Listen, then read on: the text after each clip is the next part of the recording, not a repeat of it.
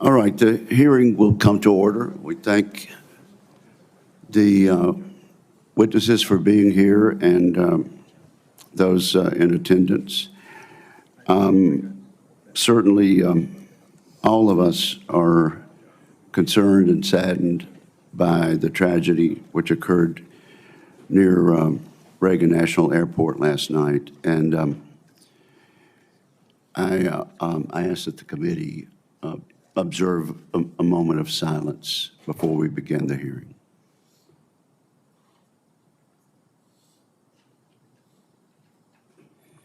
Thank you very much.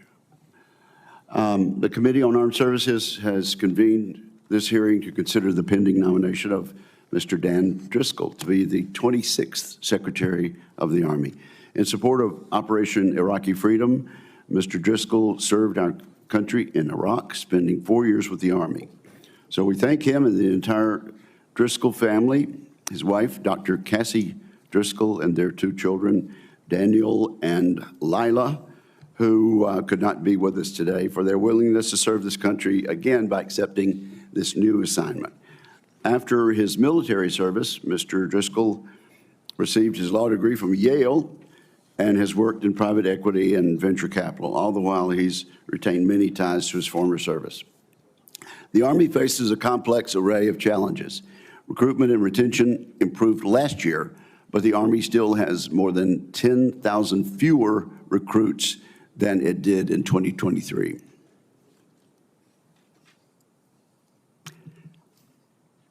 Since the beginning of the Biden administration, the service is down 36,000 soldiers. On top of that, the Army is not taking full advantage of opportunities to nurture interest in military service. Almost 300 high schools sit on a waiting list to get their own Army Junior Reserve Officer Training Corps unit. These units mean more than potential individual recruits. They represent communities where the Department of Defense can put down roots, developing the army of leaders for tomorrow, as well as excellent citizens for our entire society. As the service catches up on recruitment, it must also ensure that those who do enlist are equipped for the mission. The nature of large-scale combat operations is changing. The world sees this every week in Ukraine.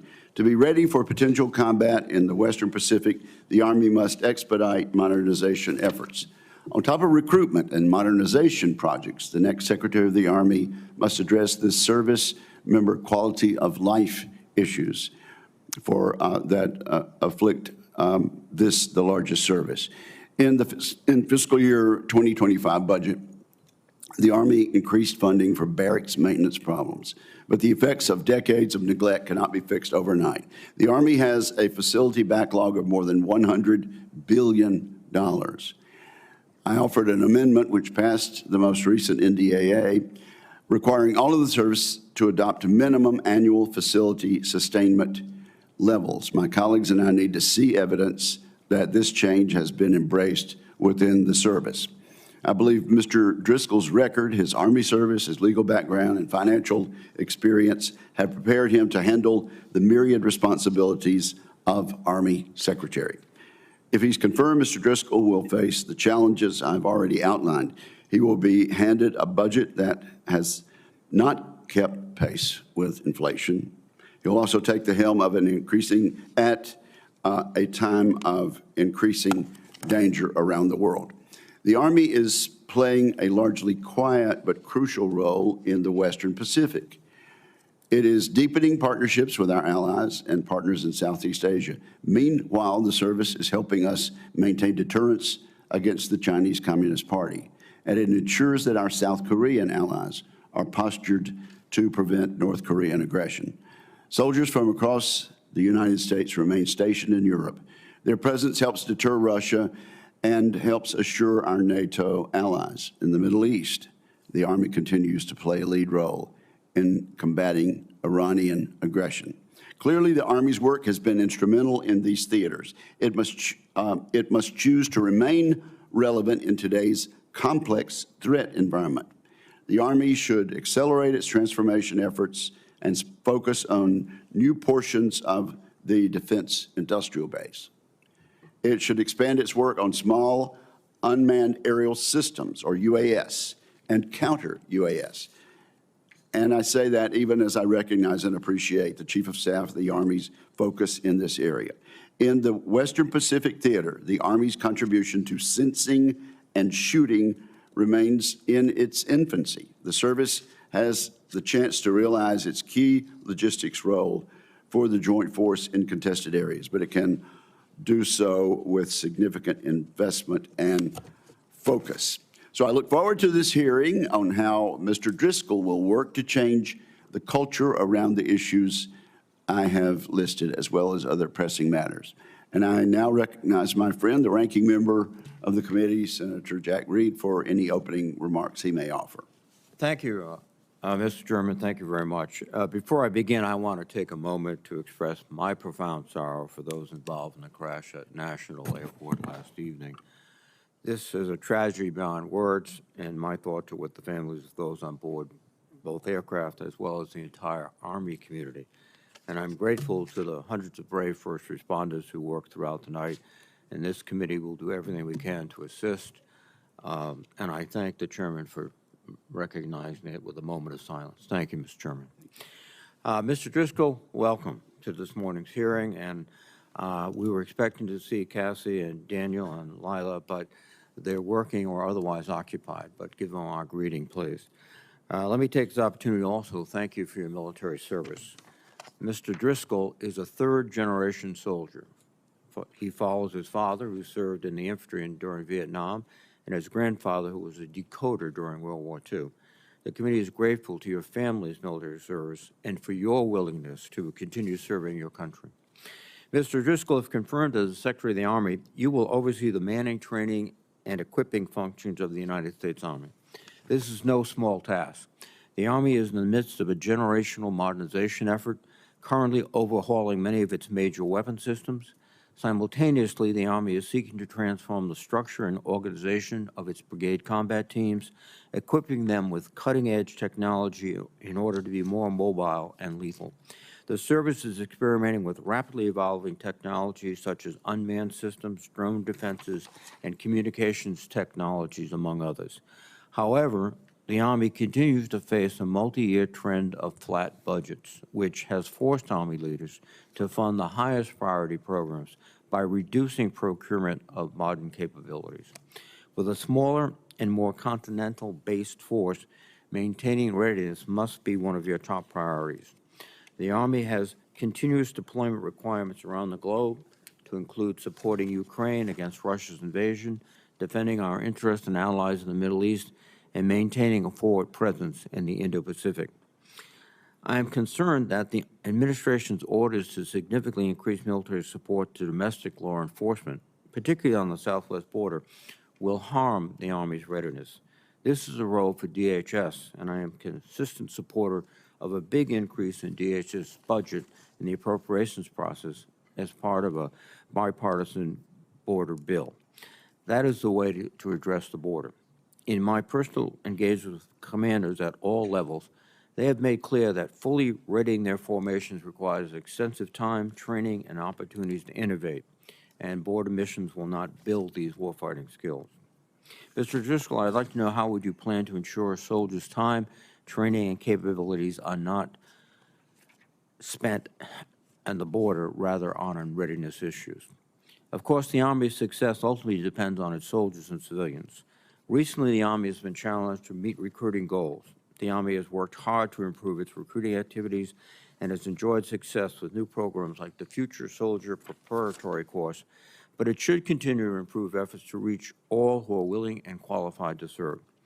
Mr. Driscoll, in your advanced policy questions, you state your intention to, quote, review the Army recruiting strategy to ensure it effectively conveys a strong value proposition to young people across the nation. In addition to the Army strategy, I'm concerned that comments from the Secretary of Defense about women in combat and the President's executive order banning transgender troops may have a chilling effect on recruiting, and I'm interested in your thoughts on this issue. During our meeting earlier this month, we discussed the importance of maintaining a professional and apolitical Army. I'm also concerned by reports that the administration may implement a so-called warrior boards to screen senior military officers for supposed unfitness to lead.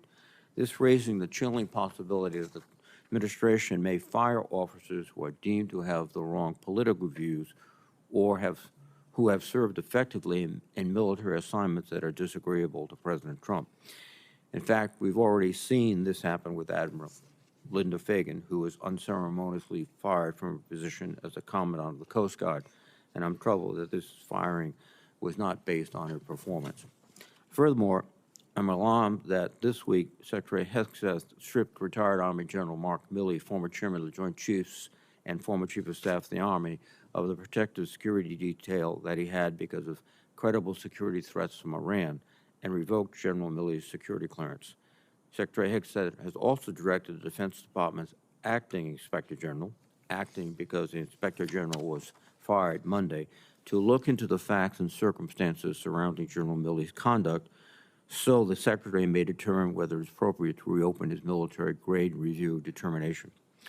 President Trump seems to be fulfilling his longtime threat to fire military leaders as a political loyalty test.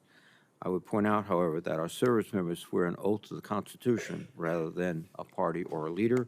This is what makes our Army the finest in the world. Mr. Driscoll, I'm interested in your views on military officers' obligation to provide their best military advice, even if that advice contradicts the views of a political appointee. I would also like to hear your thoughts on how military officers can be expected to provide their best military advice if they are subject to loyalty screens or purge boards, and whether you think removing members of the military for their views or positions will have a chilling effect within the military ranks.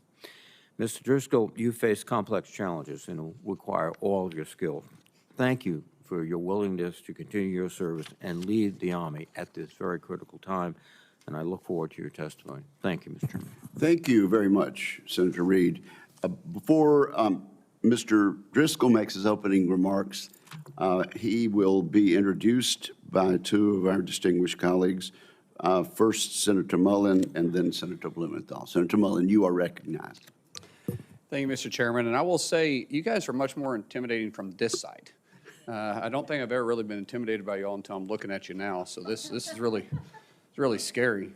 Hey, I am so privileged and pleased to be able to introduce my good friend Dan Driscoll. You know, we've got to know each other, and it's been quite an honor. Because I will say right off the bat, what you see is what you get. I think everybody sitting up here has had the opportunity to sit down personally with you. And this personality, no matter what we were dealing with, no matter what pressure was facing us, was the same personality you received 24/7. I don't care if I was talking to him at 3 in the morning, 4 in the morning, 5 in the morning, or at 11 o'clock at night, which we did multiple times. He always had this same type of personality, which is exactly what we need in our Army today. We need consistency. We need a leader that our warfighters and those that are supporting our warfighters can rally behind. We need someone that brings positive attention to the real challenges that the Army is facing. And as been pointed out by our ranking member Reed, he is also a third generation. He's also a third generation in the family that has served proudly and honorably in the Army, and currently has a nephew that's stationed in Korea. He's heavily invested in it. And so I want to go through and read what he's accomplished, because it honestly makes me sometimes feel intimidated by sitting beside him when you start thinking about it. First of all, he graduated in 3 years in UNC Chapel Hill with the highest distinction. I'm still trying to figure out how to graduate from college. Used his 9/11 GI Bill to attend Yale Law School, worked at Yale's Veteran Legal Service Clinic. He ran for the U.S. House of Representatives in North Carolina 11 District in 2020. He lost, but I want to show that he was willing to serve, and when that happened, it just got him more involved in public service. He didn't go away. He still stayed involved, which sometimes defeat shows the biggest character. And that's when we first started getting to know each other. And his character shined true in that. He immediately, he wasn't upset, he wasn't bitter, and we all know individuals that's lost elections that get very bitter. Instead, he dug down and still wanted to know how he could be involved in public service. It spoke highly of his character. He worked at the 100-watt investment firm, was chief operating officer at a $200 million venture capital fund, member of the North Carolina State Bar Rotary Club, VFW Post 1137, and the IAVA. Just to go through some of the stuff he did in the military: basic service training at Fort Jackson, OCS commission to U.S. Army as an armor officer, completed Army Ranger School, stationed at Fort Dunn, New York, with the 10th Mountain Light Infantry Division as a cavalry scout platoon leader, deployed in 2009 to Baghdad, Iraq, in support of Operation Freedom, earned the rank of first lieutenant. Awards include the Army Commendation Medal, Combat Action Badge, Ranger Tab, National Defense Service Medal, Iraq Campaign Medal and a Campaign Star, Global War on Terrorism Service Medal, Army Service Ribbon, and Overseas Service Ribbon. I think the things, if you ask him, that he's most proud about is his wife and his 2 kids, though. His personal life is something that guides him each day, and I know this personally because we've had deep conversations about our family and about how we balance the work life and how it can be done. We've had conversations about how you center your life and make sure your priorities are right, because I believe wholeheartedly if your priorities are straight with God, family, and everything else, that everything else you'll be highly successful at. And this is why Dan has been highly successful in everything that he's put his hands upon. For us to have someone like himself that's willing to step away from his family for a short period of time, because you all know the challenges that he's going to face, to be willing to still serve when he doesn't have to, is exactly what we need. We need a selfless server that's going to be willing to take on the task of the United States Army. And as Secretary of Army, we've got a winner here. So I really hope that all my colleagues, that this could possibly be a unanimous support of someone that's exactly what the United States needs today. With that, I'll yield back. Thank you very much, Senator Mullen. Senator Blumenthal, I don't know about you, but I didn't know until this morning that Senator Mullen could be intimidated. So this is a revelation to us. You are now recognized, sir.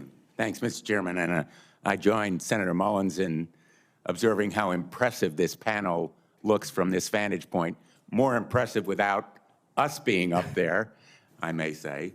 I want to join my colleagues in expressing my deep heartbreak at the tragic loss on American Airlines Flight 5342 and the soldiers' loss on PAT 25. And my heart goes out to the families, especially of the servicemen who were lost.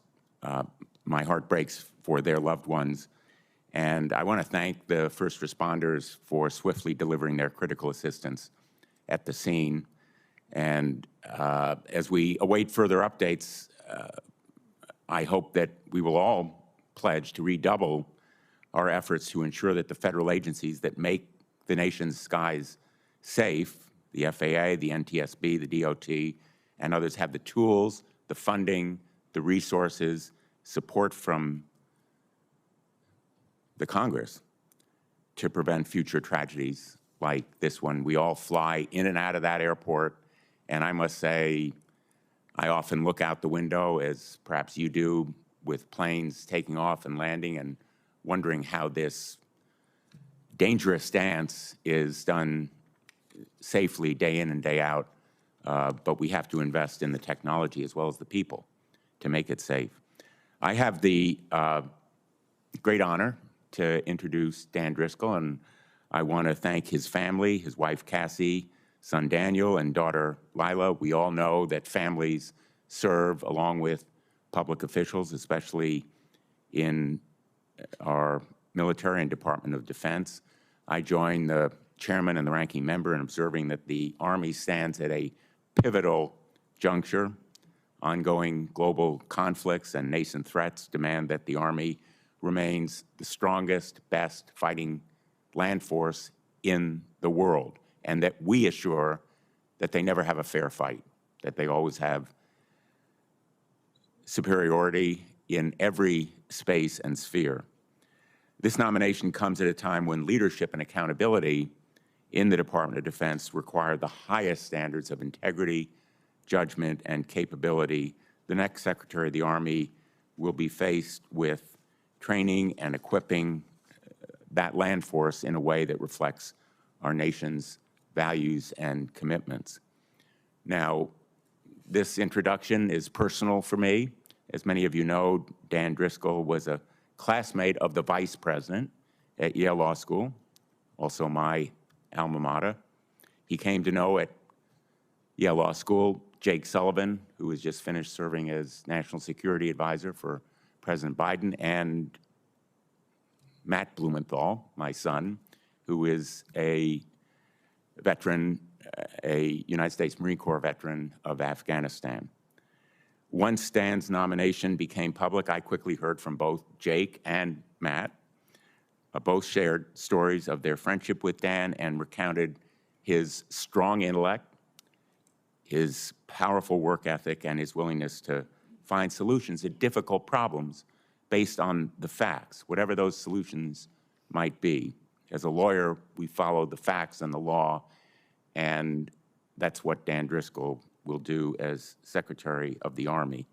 And they assured me that he's a person willing to listen, to learn, and to work in a bipartisan way to put our soldiers first.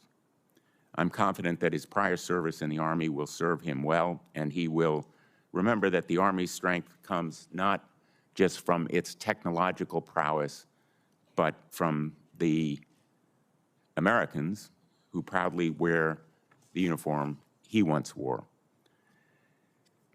I spoke to Dan a number of times in the course of his preparing for his appearance here today, and those conversations convinced me that he is willing to work on the basis of collegiality, to be transparent and open with this panel, with the Congress and our colleagues.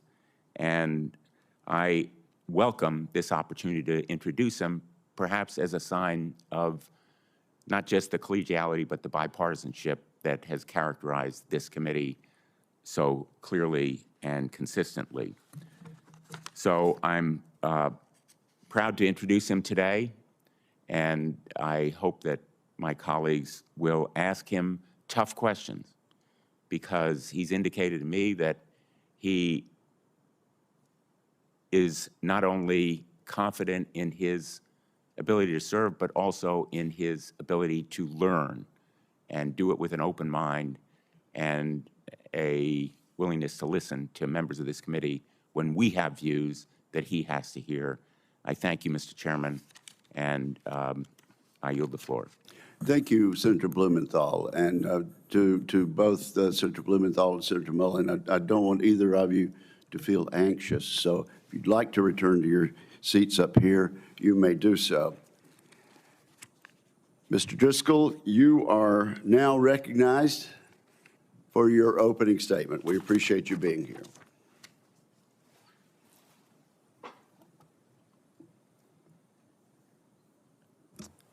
Chairman Wicker, Ranking Member Reed, distinguished members of the committee, good morning.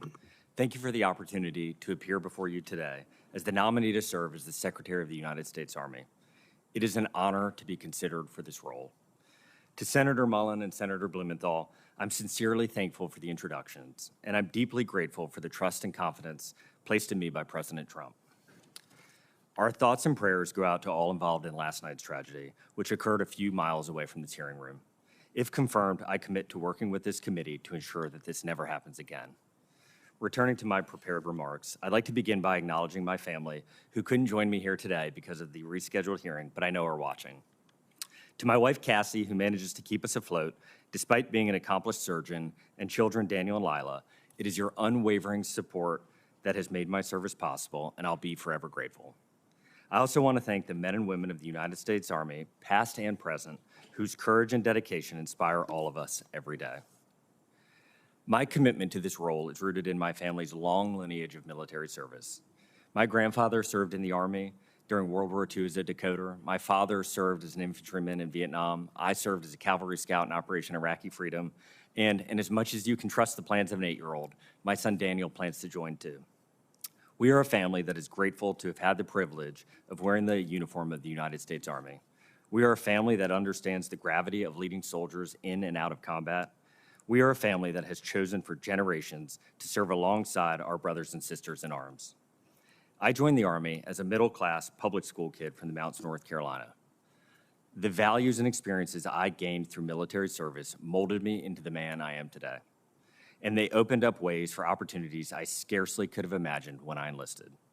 In my experience, the transformative power of military service is open to those who are willing to shoulder the task. During my time in the Army, I was fortunate to serve and deploy to combat alongside soldiers who represent the very best of America. The American soldier's professionalism, ingenuity, and dedication are unmatched. Whether in garrison at Fort Drum, New York, on the training grounds of Yuma, Arizona, or in the battlefield in Baghdad, Iraq, I saw firsthand the immense sacrifices that they and their families make to uphold the freedoms we hold dear. The world is changing rapidly, and we must ensure the Army is prepared to operate in new, complex, and contested environments.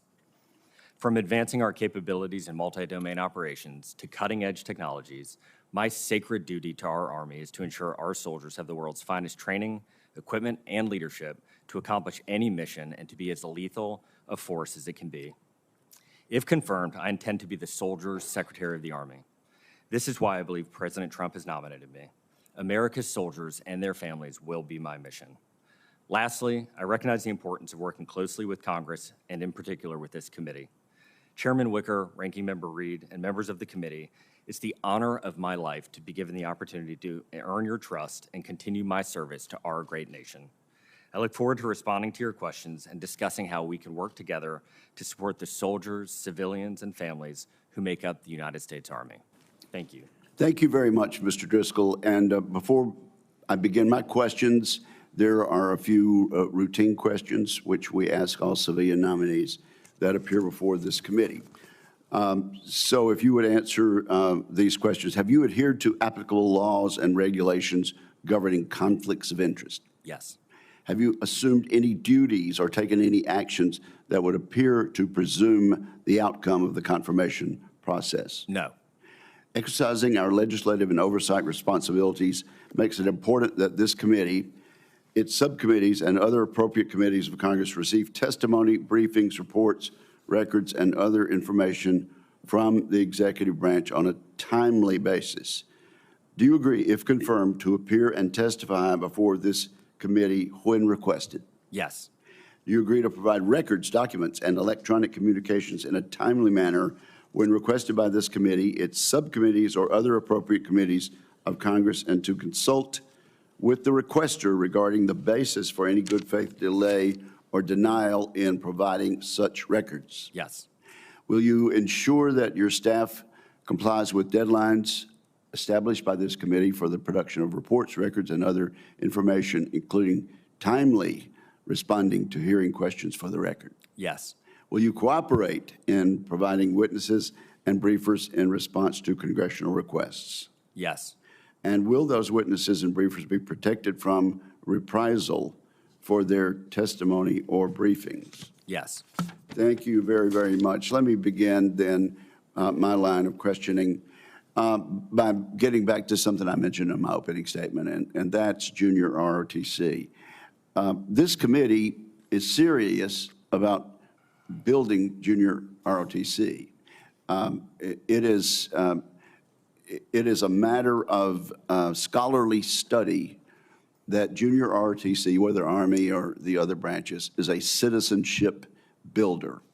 Students who volunteer for junior ROTC, and they only take volunteers, they have better attendance records, they have higher graduation records, they attend post-secondary education at a higher rate, and in general, they're better students, and this is without question based on peer-reviewed studies. We've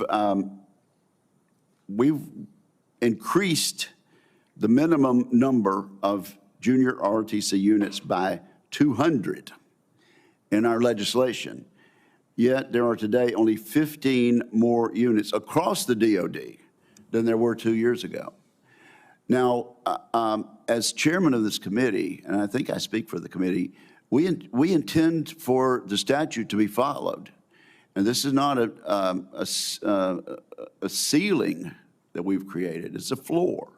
And we intend for the Department of Defense and the Department of the Army to follow the statute as passed by the House and Senate and signed by the President of the United States. And so it troubles me that, that only 15 units across the country have actually been opened in spite of our statute. Meanwhile, there are 300 schools around the country that are on a waiting list. If you ask a principal, any principal in any state of the union, would they like a junior ROTC? They say yes. If you ask the school board or the superintendent, they say we would love to have a junior ROTC. This is a winner. The data are clear, and a Rand Corporation study supports this. So, Mr. Driscoll, if confirmed, how would you plan to improve the situation that I've described and to reduce the Army junior ROTC waiting list? Senator, I appreciate the question, and thank you for taking the time in your office to dive into this with me.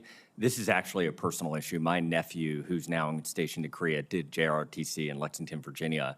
It was one of the most powerful experiences in his life, and I think that this is a topic that requires focus from the top, and I commit, if confirmed, to looking at this, working with the team, because these are the kind of lineages and relationships and chains that we can build into communities that can get us not just one future soldier, but get us generations of soldiers. And so I would love to work with your office, if confirmed. And even those who don't go into military service are better citizens.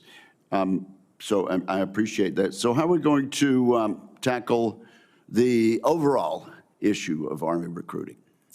I think we have an incredible opportunity this year, Senator. It's the 250th anniversary of the Army. The Army has an incredible history that can be told of the men and women that have served and the amazing deeds they've done both in and out of uniform.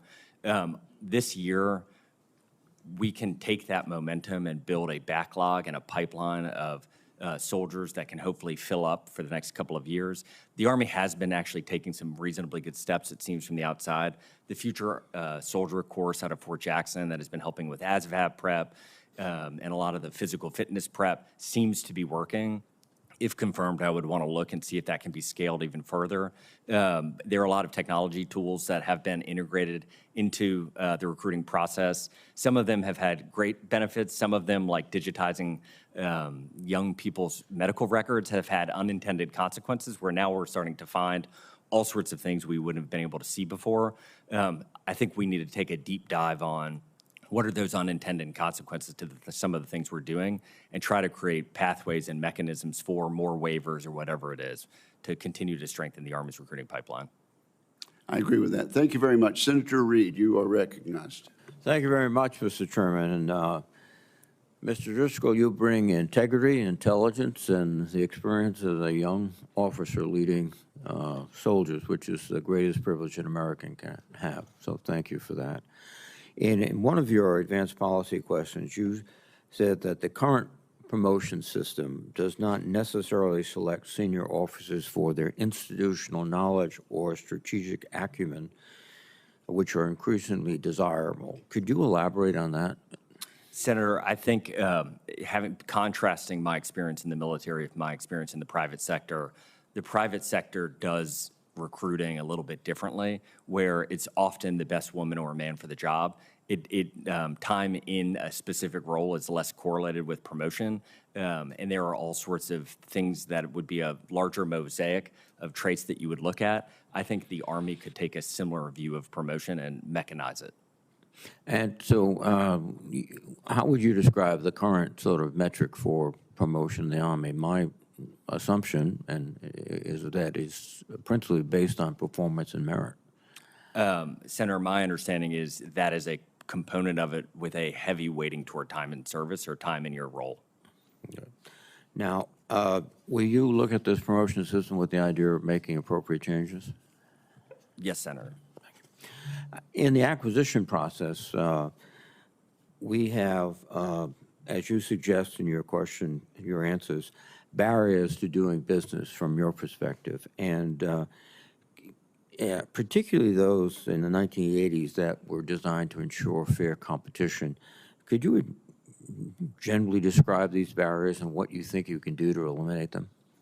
Senator, I think the first thing we need to do is improve the Army as a customer. The current model the Army uses to acquire things rewards entities that are enormous. The big five primes are the case study in who can currently survive such a hard relationship with a customer. The Army's ability to project what it's going to need in the future limits the ability for companies to build up the infrastructure to provide that support and to price things knowing how long the Army will remain in its life. I think that a hard focus on improving the Army's ability to project what it needs and empowering the defense base to expand from, call it 5 to 7 to 25 to 50 would be powerful first steps. One of the issues that you'll face is the apparent increased deployments to the border for immigration activities. Back in June of 2020, before the Appropriations Committee, General Hoganson, who's the previous commander of the National Guard, said, and I'll quote, "As I've expressed within the building as well, there is no military training value for what we do. This is a law enforcement mission under the Department of Homeland Security." And he also emphasized the stress on families of such missions. So what is your assessment of the training value and consequently the readiness status of the forces? Senator, I think border security is national security.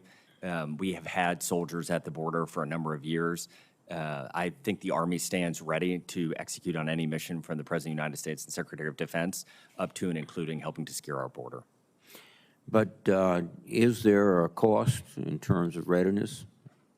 Readiness to conduct military operations against a military opponent, not an immigrant? I think the Army has a long 249-year history, Senator, of balancing multiple objectives. And if this is important to our Commander-in-Chief, the Army will execute on it. There is, I guess the question would be, how do you account then for General Hoganson's observation after serving as the commander of the National Guard and looking closely at many National Guard deployments? I think, Senator, the burden borne by our National Guard is something when we deployed, the stress on their families is incredible. They were doing many deployments back to back. They have to manage jobs outside of their military roles. I think it adds a stress level that a lot of times is forgotten or just set aside by leaders. My commitment to this committee is, if confirmed, I would want to, anytime we work with National Guard, make sure we are considering and taking into account the stress on their jobs back home and on their families. Well, thank you very, very much, Mr. Driscoll, and thank you for your family service. Thank you, Senator Reed. Senator Fisher. Thank you, Mr. Chairman, and welcome, Mr. Driscoll. It's good to see you. Thank you for your service and really the sacrifice, service, commitment of your family as well. The last several years, from the war in Ukraine and the U.S. response to Iranian and Houthi attacks in the Middle East, it really has demonstrated just how quickly munitions are expended in modern conflicts. If confirmed, will you commit to reviewing our current stockpile requirements for Army munitions to ensure our stockpiles are right-sized for modern conflicts, especially for potential conflicts that would last more than a few weeks? Absolutely, Senator. And this is a topic that you and I talked about. I think what we have learned in Ukraine and with some of the other conflicts is it's no longer sufficient to build up a munition supply, put it on the shelf over 20 years and hope that we guessed the right amount that we or our allies or our friends would need. We have got to have an industrial base that is able to scale with us. I thank the committee for this work on 155 munitions and getting it going again, but we have to do more, and if confirmed, I would want to work with this committee and your office, Senator, to do a deep dive on this. You know, since the Cold War, we've, I think, seen this pattern of feast and famine. You know, when there's conflict, the first couple years, we boost up production, and then we let it slide, and I don't believe we can continue to have that kind of pattern there. You said you'd work with Congress, that you'd work with the committee on that.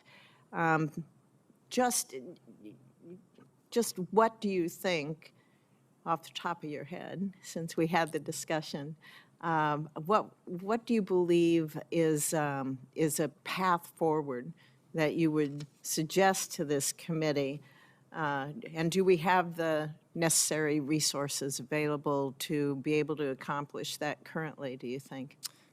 Senator, to the resource question, I would need to take a deeper dive once briefed, if confirmed, to what we could do. I think the United States has an incredible history of agile and innovative manufacturing. It has decayed as a nation over the last couple of decades, but it's still there. The American people will be with us if we include them. I think if you look at the private sector and the innovation loop, we do have some case studies of being able to create things with soldiers, having coders with them in the field and actually updating products and getting it back to the manufacturing floor with a much tighter innovation loop. I think we can do that working together, and it could make an incredible difference. Do we have the authorities to be able to accomplish that now? Or do you think that you would need more authority to be able to move us quickly forward? I think we do have the authorities, Senator. Thank you. Mr. Driscoll, small drones and the UAS, they're undoubtedly going to play a key role in future conflicts. But where do you see opportunities to expand the Army's use of those drones and unmanned systems? Well, I think, Senator, and it was incredibly great talking to you about this. It has changed how warfare is fought. When I did armor school, the way we have designed much of our equipment, our tanks in particular, our tanks are built to receive fire from the front or indirect fire from the top. They are not built to receive it from the rear or the back corners. So there are soft spots all over our tanks, which are some of our most dependable fighting machines that very cheap drones rigged with very cheap explosives can exploit. And I think we saw this with the Russian invasion in Ukraine, that a lot of the way that we have thought about how to fight will have to change because of drones, both large and small with swarms. We can no longer shoot $4 million missiles to take down a $400 drone. That math, just simple math, doesn't add up. We are going to have to find solutions, whether it's directed energy or whatever it is, that can have a cost-effective way to provide security. You answered my second part of the question on how we're going to make sure it is cost-effective, because right now it is not. Okay, recruiting. We see tremendous challenges with recruiting in the Army across all services. What is your current assessment right now of the Army's recruiting challenges, and how would you address them? My sense is for the last 3 or 4 years, we have missed our goals. I believe even the goals we hit from the outside, it seems as if the Army lowered their goals. The best analogy that I heard is the Army threw the dart at the dartboard and then drew the bullseye around where the dart landed. That's not a great way to staff an Army. We have the fewest number of active duty soldiers that we have had since World War II right now. Conflict is erupting around the world. I think there is a story to tell of the United States Army that young people want to hear. And I think we have complicated that story a bit over the last couple of years. I actually don't think it is throwing more money at the problem. I think it's nice to get things like the GI Bill. I got to use the GI Bill, but I didn't enlist for that. I enlisted because I wanted to go serve my country. And I think young people stand by ready for us to tell that story again in a compelling way. And if confirmed, I look forward to working with you to tell that story. Thank you. Thank I you. look forward to working with you. Thank you, Senator Fisher. Senator Shaheen. Mr. Driscoll, congratulations on your nomination. Thank you for your past service and for the willingness of you and your family to continue to serve this country. I want to start by expressing my condolences as the chair and ranking member on the loss of lives last night, those members of the military who were lost, as well as everyone lost in that air tragedy. And according to the Army's fiscal year 2024 accident or mishap assessment that was just released this month, 2024 had the most Class A flight mishap rates per 100,000 hours since 2007. So what will your strategy be to try and keep training flights out of harm's way? Senator, to echo your remarks, it is an absolute tragedy. I think I'm seeing the same thing. I believe you are on television. So it's an accident that seems to be preventable from what we can tell today. That should not happen. I think a focus from the top down on a culture of safety. There are appropriate times to take risk and there are inappropriate times to take risk. I don't know the details around this one, but sure. After doing it, if confirmed, and working with this committee to figure out the facts, I think we might need to look at where is an appropriate time to take training risk, and it may not be near an airport like Reagan. Well, thank you. As I'm sure you know, historically, the Secretary of the Army has unique homeland defense responsibilities, and it's especially critical in times of crises. So, at the direction of the Army Secretary, you could direct that the National Guard be available to coordinate with civilian authorities on airspace. Is this something that you will be willing to consider and to work with civilian authorities? Absolutely, Senator. Thank you. I want to follow up on your conversation with Senator Fisher because, as you know, most of the capabilities that we've provided to Ukraine come from Army stock or Army programs. Abrams tanks, anti-air and anti-armor weapons, long-range strike and guided multiple rocket launchers. And the National Security Supplemental that Congress passed last year is providing real relief to the U.S. industrial base, including in New Hampshire, where we have a significant defense industrial base. If confirmed, will you ensure that Army stockpiles can meet our national security requirements? And will you include in your budget and supplemental request to Congress enough funding to replenish the defense industrial base? Senator, as I told your colleague, I think this is one of the great problems facing our time in getting our munition and getting our magazines back up to where they need to be. I think we need to use this moment to figure out how do we create sustainable, scalable solutions so that if in the future we need to tap back into those stockpiles, how do we get them to scale even faster? And so I commit to working with your office to both get us to where we need to be to replace what we've used in Ukraine or to what we've had our friends using in Ukraine, but then also to get lessons learned from that we can record so that we are ready to go if we need to for a threat like China. Well, thank you. One of the things we talked about when we met in my office was some of the challenges, those exact challenges. One of the companies I mentioned was L3 and their development of EMVGBs, the night vision goggles that have been so important to the Army.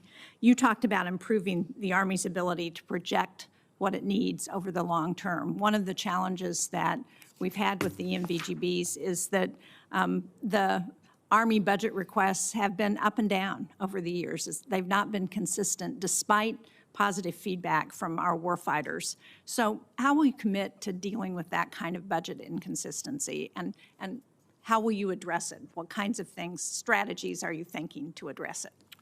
Senator, I think this is the perfect kind of topic where, if confirmed, working with this committee to find solutions for funding. This is a problem that includes a lot of different parties, and I think a level of transparency and inclusion and planning will be helpful. It will, as the Army does things like IVAS and maybe expanding away from some of the previous technologies that it used, I think we have to keep our eye on what has worked in the past and keep our hybrid of maintaining and refurbishing some of the old technologies to kind of smooth out the transition to the new ones. And I look forward to working with your office on these kind of topics if confirmed.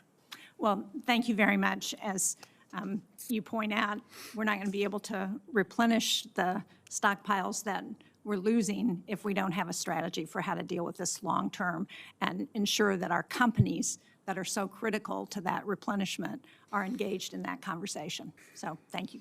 Thank you, Mr. Chairman. And thank you for that excellent point, Senator Shaheen.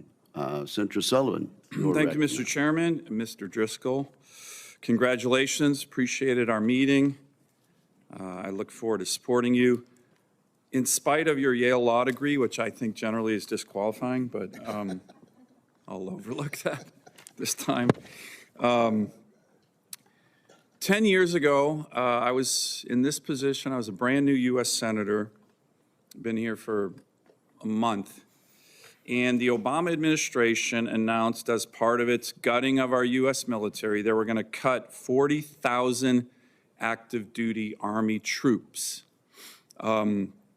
including the 425 at J-Bear in Alaska, the only airborne brigade combat team in the entire Indo-Pacific.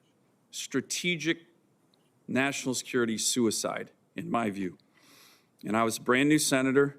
I fought that with everything I had.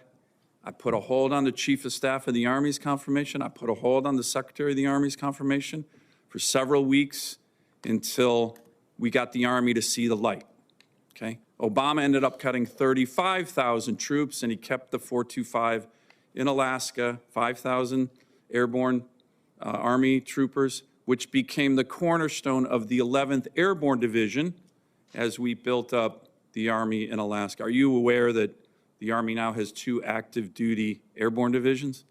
I am, Senator. The 82nd, which we all love, but the 11th Airborne Division, which is in Alaska, the Arctic Angels. You aware of that? I am, Senator. Great. So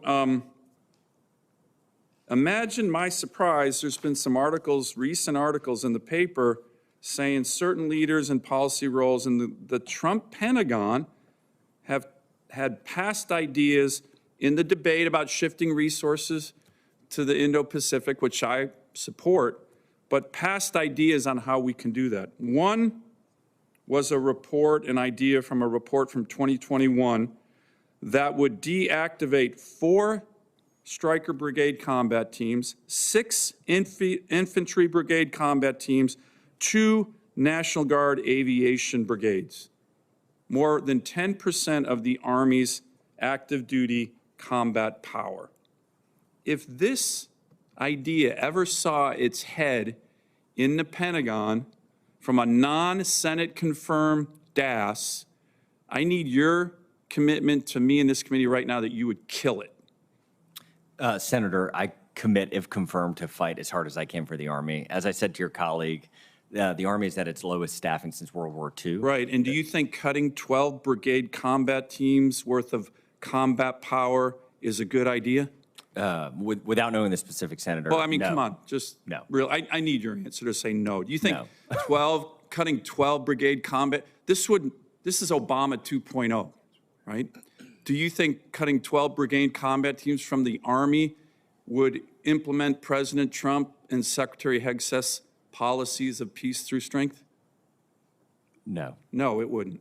Do you think it would deter Xi Jinping and Vladimir Putin if this idea, and maybe this idea has been discarded by this DAS who's there right now, cutting 12 brigade combat teams would help with deterrence? No. I don't think so either. Well, thank you on that, because very disturbing when I read that, and I'm glad you agree with me that we're not doing Obama 2.0, we're doing Reagan and Trump 2.0, peace through strength. And ideas of gutting the Army's active duty force, that's what I fought when I came here. And if there's anyone who's trying to do that, we'll fight it. I'll fight it. Okay, let me go to another question. In addition to the 11th Airborne Brigade, the 11th Airborne Division in Alaska, we have the 49th Missile Defense Battalion at Fort Greely. A lot of people don't know this, but the cornerstone of missile defense for America is in Alaska, and it's led by the U.S. Army. The President put out his Iron Dome executive order recently for layered missile defense. I fully support that. Will you work with me in this committee, Senator Kramer? We're going to be introducing legislation to bolster what the President's trying to do, but a lot of it will involve the Army. A lot of people don't know that. The 49th Missile Defense Battalion at Fort Greely, they like to call themselves the 300 protecting the 300 million, because they protect the whole country. Will you commit to working with this committee and me on bolstering our missile defenses, particularly as it relates to Fort Greely and our brave soldiers who are doing a great job defending our nation, and come to Alaska with me to see them in the 11th Airborne Division? It would be an honor, Senator. As we talked about in your office, I was stationed with 10th Mountain Division in Fort Drum, New York. And when Where you there's get, no mountains. When you get there, you assume 10th Mountain Division would have mountains around, and I think the highest elevation on the entire base is 50 feet. Right. So I would be honored, Senator. Great. Thank you. Thank you, Mr. Driscoll. Senator Warren. Thank you, Mr. Chairman. Congratulations on your nomination, Mr. Driscoll. So what I'd like to do is continue the conversation that we started in my office. The Army buys a lot of stuff, from tanks to helicopters. They buy a lot of stuff from big defense contractors. But those giant companies often sneak restrictions into the contracts. They hog up the software rights or the technical data, all to prevent service members from being able to repair their own equipment. So today I'd like to talk through an example so we can see the difference it makes when the Army isn't hamstrung by right to repair restrictions.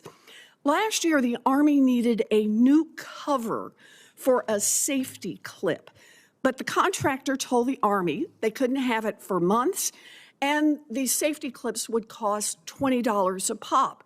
Now, thankfully, the Army had managed to keep right to repair restrictions out of this contract and was able to 3D print the part in less than an hour for a total cost of 16 cents. Now, Mr. Driscoll, does being able to get the parts we need in hours, maybe minutes instead of months, and for nickels instead of dollars, help U.S. readiness and national security? Unequivocally, Senator. Good. You know, when right to repair restrictions are in place, it's bigger profits for giant defense contractors, but also higher prices for DOD and longer wait times for service members who need to get their equipment repaired so they're ready to go. Chairman Wicker has an acquisition reform agenda which calls for a complete review of data rights across the Department of Defense. I think that is exactly right, because it would help put the Army fully in command of the equipment that it has paid so much for. So, Mr. Driscoll, let me ask you, if confirmed, will you work with this committee to identify more opportunities where the Army can save money and time by making their own parts and fixing their own equipment? If confirmed, unequivocally, Senator. Would you like to expand on that at all? This type of innovation that is happening in the private sector at scale in a lot of ways seems to have not trickled into the Army as much. And if we think about engagement with a peer like China, being able to repair our parts in areas around the world will be crucial to that. And if we are having 6-month delays in CONUS and paying 100x the rate, that is not scalable in an actual conflict. And so I'm totally supportive, Senator. Good. That was a very good answer, Mr. Driscoll. It was an excellent answer. Thank you, Mr. Chairman. You know, right to repair restrictions have truly gotten out of control, and they threaten our national security. In some cases, the Army can't even write its own training manual without a sign-off from the contractor. My Service Member Right to Repair Act would help fix this problem. But a root cause of this defense contractor profiteering is the revolving door between senior Pentagon officials and big defense contractors. Last year, I released a report that found 700 instances of top 20 DoD contractors hiring former high-ranking officials. Do you think this is a problem, Mr. Driscoll? I do, Senator. You know, when government officials cash in on their public service by lobbying, advising, or serving as board members and executives for the companies that they used to regulate, it undermines public officials' integrity, and it casts doubt on the fairness of government contracting, and it costs DOD a lot of money. We owe it to our taxpayers, and we owe it to our men and women in uniform to fix this broken system. I look forward to working with you on this, Mr. Driscoll. Thank you, Senator. Thank you. I yield back. Thank you, Senator Warren. Senator Kramer. Thank you, Chairman, and Senator Reed, and thank you, Mr. Driscoll, for your service and your willingness to step in the gap again in this important position. I am going to, first of all, thanks for all your answers to the previous questions, particularly on acquisition reform. It's a high priority for the chairman. It's a high priority for all of us.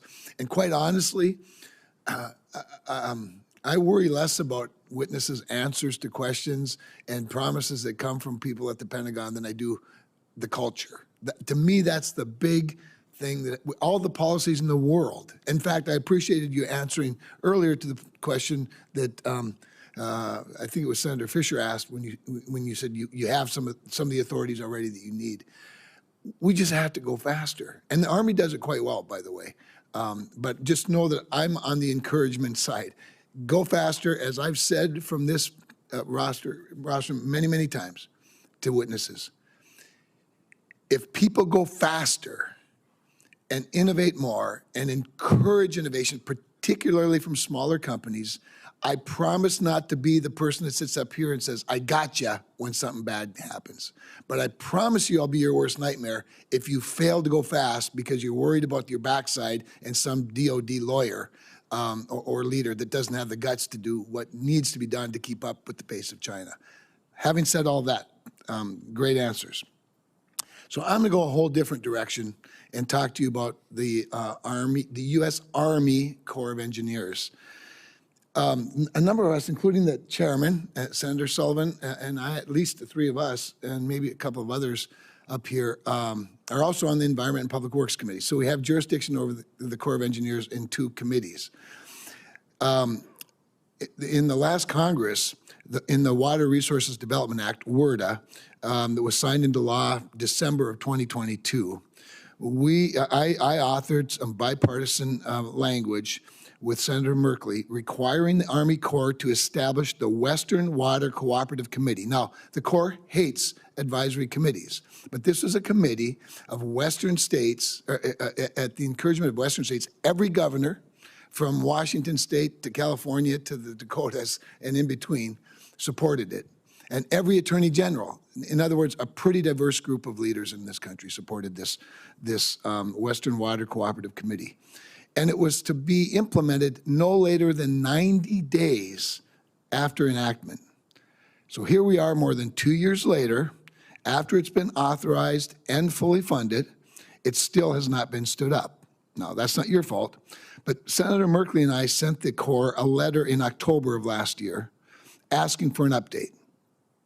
After a whole bunch of back and forth leading up to this hearing, I finally got a little bit of clarity the other day on the process. Process, by the way, is a word I'm growing to hate. Process is what DOD officials use to kill good people and good ideas. Just my opinion. Thanks for listening. But I finally have a bit of clarity on the process and the Army and what the Army's working through. So yesterday, I was told that the committee's charter currently sits before the DOD's Advisory Committee Management Office, really, and will be approved within 30 days.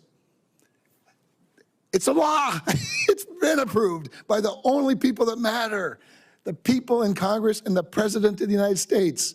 So 30 days to approve something that they're required to do by law seems a little outrageous to me, but I'm going to be generous today. After the, quote, 30 days, which we'll see, I'll believe it when I see it, it goes back to the Army for action, okay? Now, that doesn't give me a lot of solace because, you know, because I have history. Again, it's a law. It has been a law for over 2 years. Now, I know you're not in your role yet, Mr. Driscoll, and I didn't plan on using my time on this topic necessarily, but my colleagues have done a great job on the priorities of the day.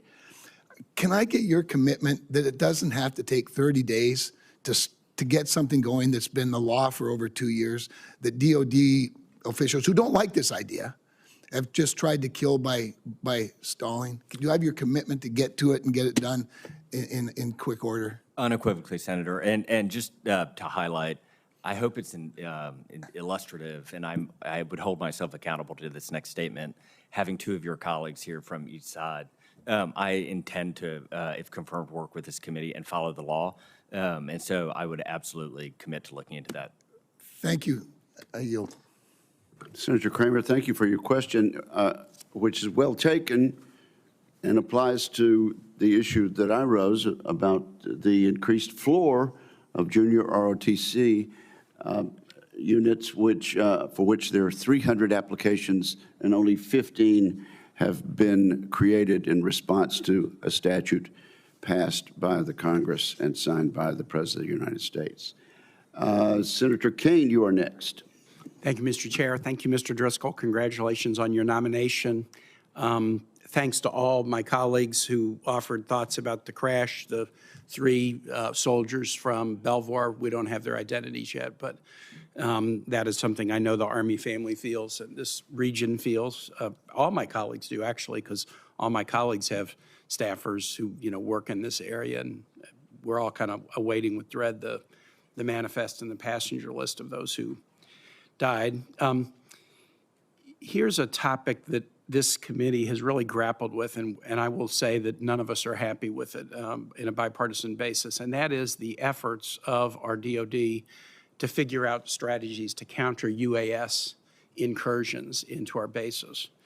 A well-publicized one occurred at the Langley base in Hampton, Virginia, but there have been other sightings. New Jersey and other bases have been subject to these.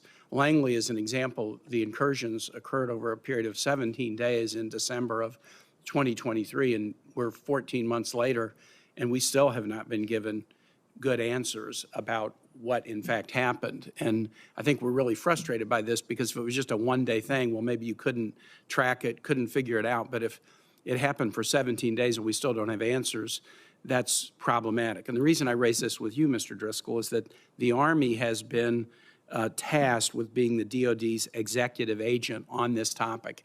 All the stakeholders are at the table, but the Army is tasked with being the lead in countering small UASs. The Army is charged with leading and directing relevant doctrine, requirements, materiel, training standards, and capabilities to establish joint solutions, not just Army solutions, but joint solutions for addressing current and future emerging small UAS threats. Should you be confirmed, what will you do to ensure coordination between the services in developing a joint counter small UAS doctrine? Senator, I think these drone incursions highlight a kind of a core problem with how we have thought of our nation's defense. We haven't thought about it in a while. And if you, I got to speak with your colleague kind of in depth about this specific incursion, and it seems to be the buck falls between a lot of different agencies, and no one is empowered to act quickly. And that is at scale, even when it continues to show up day after day, night after night. And I think a lot of the first steps are building a network of communication and identifying an SOP for how do you engage with these things, who owns what, who's calling, and what is a acceptable time frame for this kind of communication to occur. That would just be the people side of the thing. And then from a technology side, I think if you look at a lot of the tools like directed energy, we need to empower our agencies to protect our homeland from these types of incursions so that we can shoot them down and learn from specifically who sent it, what was it doing, what was it collecting. My understanding of this situation in particular is we just don't know, and that's not good enough for the American people. Thank you, Mr. Driscoll. I know that Senator Fisher asked you some questions about recruiting when I was at another hearing, but I want to come back to it. I'm on the Health, Education, Labor, Pension Committee, too, so workforce issues, economy-wide, in the military, in the civilian space are very important to me. What innovative approaches have you either seen in the Army, or do you foresee trying so that we can have the size of the force that we need to defend this country? Senator, from what I've heard of the Future Soldier program out of Fort Jackson, which is actually where I did basic training, it's working really well. It's helping future soldiers prep for the ASVAB, which in and of itself might have some complications of how valuable is a test when you're preparing everybody for it. But the fitness side of things is obviously helping. Those soldiers are doing really well in basic training. Those are the types of solutions that I think are going well. If you look at things like waivers, I mentioned to your colleague, I think we need to relook at the waiver process. Currently, the physicians in charge of giving waivers, their incentive structure, as I understand it, is they are punished when somebody they waive doesn't make it to basic training, but there's no feedback loop to reward them for somebody that needed a waiver, that got through basic training. And so I think we need to start to look at things like that, which could have some pretty meaningful impacts on the pipeline. Finally, one last question. At his confirmation hearing before us 8 years ago, former SecDef General Mattis noted, and I quote, "If you don't fund the State Department fully, then I need to buy more ammunition." He was talking about the fact that you need a whole-of-government approach to promote national security. Do you agree with that sentiment? Unequivocally. That's why I'm really, really troubled by the Trump order pausing all foreign assistance. I think when an order goes out pausing a foreign assistance to other nations, except for arms transfers to Israel and Egypt, China and our adversaries hear that and they rub their hands together, and because they're not pausing. And they look at us pausing as an opening for them to build deeper and deeper ties into the hearts and minds of nations that should be our allies. I'm glad you agree with what General Mattis said, and I hope we might move forward in budgets and in policy to express that as a bipartisan priority. Thank you very much. Thank you, Senator Kane. Senator Kane, do you recall which member of the committee asked that question of General Mattis? I'm going to guess that was a senator from Mississippi. You're absolutely correct. You got it right the first time. Senator Tuberville. Thank you, Mr. Chairman. Mr. Driscoll, thanks for being here. Thanks for your service. I want to echo the thoughts about what's happened last night here in our home territory. It's devastating. It just so happens to coincide a little bit, and not that it has anything to do with this, but Fort Novosol in my state of Alabama, you know, we train all the vertical lift Army pilots, as you well know. And my first question for several weeks has been, I want to get your thoughts on what you think about the new curriculum for flight school that the Army has proposed. This affects all the pilots in the Army, and I want to get your commitment to continue an open dialogue about the Army's intent on how best to leverage existing resources. You know, we're cutting back on sorties. We're not putting the money in training like we used to, that we need to do. We're undertrained in some areas, so I'd like to get your thoughts on the curriculum and your thoughts about the future of vertical lift, especially with the new vertical lift that the Army is purchasing for the future fights that we might have. Senator, to your comment on what occurred last night, I think we're all collectively going to have to take a deep dive and figure out what occurred there. Yeah. The early indicators from what I've seen on television, I have no other access to information, is that it might have been a training exercise gone wrong that had catastrophic outcomes. And so we're going to have to work together to make sure that never occurs again, or at least to mitigate the odds that it could ever occur again. And then specifically to future vertical flight, if you look at the contested airspace with our peer China and what we will have to do, our vertical assets are going to have to be able to get further and faster with lower signature than they do today. That being said, if you look at FARA, the current the push for the Army, it is early in its development, it is incredibly expensive, and we are likely going to have to work with the Blackhawks and the Chinooks and the assets that we have today. And so if confirmed, I would want to get briefed on this and do a deep dive with the team to figure out how are we going to position ourselves and what training do we need for the next 1 day to 5 years until we can get to a better state. Thank you. I want to discuss an issue that affects many of our installations, including mine in Huntsville Redstone Arsenal. The issue is military construction, MILCON, as we know it. We need to move fast, and the traditional military construction process is far too slow. Back at Redstone Arsenal, there are 2 warehouses as we speak are being constructed, one for military by the Corps Engineers and one by the FBI. These warehouses are roughly the same size regarding to the size, but the FBI has got a huge amount of bells and whistles, more than the military warehouse. The military warehouse is going to cost almost $56 million, and it's going to take 48 months, 4 years to build this. Where the FBI facility is going to cost $40 million and take only basically a year and a half. We got a problem. Okay, how on earth does this make any sense? The Army is currently running a repair by replacement pilot program that is being tested at a couple of installations to demolish older barracks and replace them with new modern facilities. The key part of this program is that it is using operations and maintenance dollars versus traditional MILCON dollars. Are you familiar with this? Senator, I had the opportunity to talk with you about it in your office. Yeah, and this is the type of thing that makes my blood boil on behalf of soldiers. The Army has a limited budget to begin with. We have to be good stewards of the American taxpayers' dollars. And when we are not, it is both the taxpayer and the soldier. And these soldiers are my friends. It is my friends that live in these barracks and raise their families there. And we need to stretch these dollars as far as we can. Yeah. And the other small point I want to bring up, we talked about recruiting. I won't get into that. The new recruit in the Army makes $25,000 a year before taxes. We just gave a raise, but we can't expect to attract the best and the brightest young men and women in the militaries unless we do something else. We got to continue. I know we give them a lot of perks at the end of the day, but we have got to understand $25,000. I mean, most of them can make that in a 2 months' time in some kind of big tech or whatever. So just keep that in mind as you get into recruiting. We have got to start taking care of these young men and women if we're going to build the fighting force that we need. Thank you. Yes, Senator.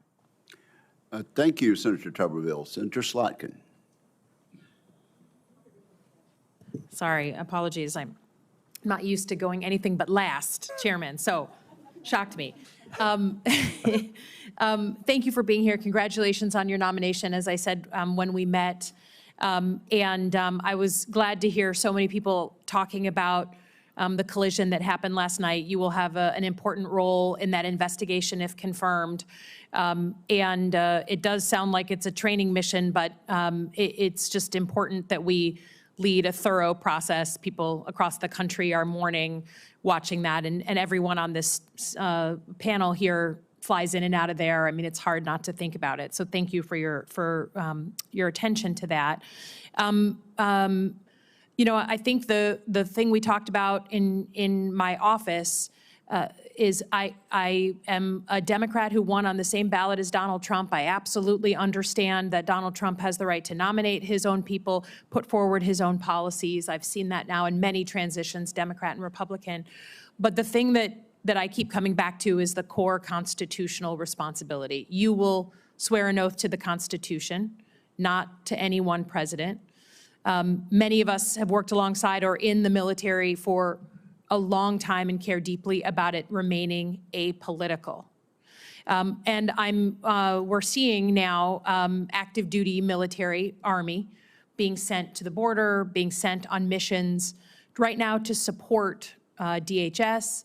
But according to our Constitution, the U.S. military active duty cannot perform law enforcement roles. When you were trained in the military, were you trained on basic law enforcement techniques? I was not, Senator. And can we agree that searching a building in Iraq or Afghanistan when you're in a combat zone as an Army officer is fundamentally different than performing those kinds of search and activities inside the United States with American citizens? Senator, this isn't meant to be evasive. I've been trained on it, and so I couldn't answer what would be different about it from my training. Yeah, I think the issue is not just the Constitution, although that should be enough. I am deeply concerned that active duty troops are going to be forced into law enforcement roles, and we're already hearing stories that really, really touch right on the line. They're not properly trained. There's going to be an incident. Someone's going to get hurt. There's going to be some sort of blow up. And suddenly, we're going to have a community deeply, deeply angry at uniformed military who were just told to go and drive those DHS vehicles, clear that building, perform support to something. So I have to ask you again that if the U.S. Army was asked, active duty, was asked to do something that contravened the Constitution, can you say clearly that you will push back on anyone, whether it's the Secretary of Defense or the Commander-in-Chief, and stand up on behalf of the Army instead of just doing whatever you're told? Just to answer the beginning part of the question, Senator, I reject the premise that the President or Secretary of Defense would ask for an order like that. Fine.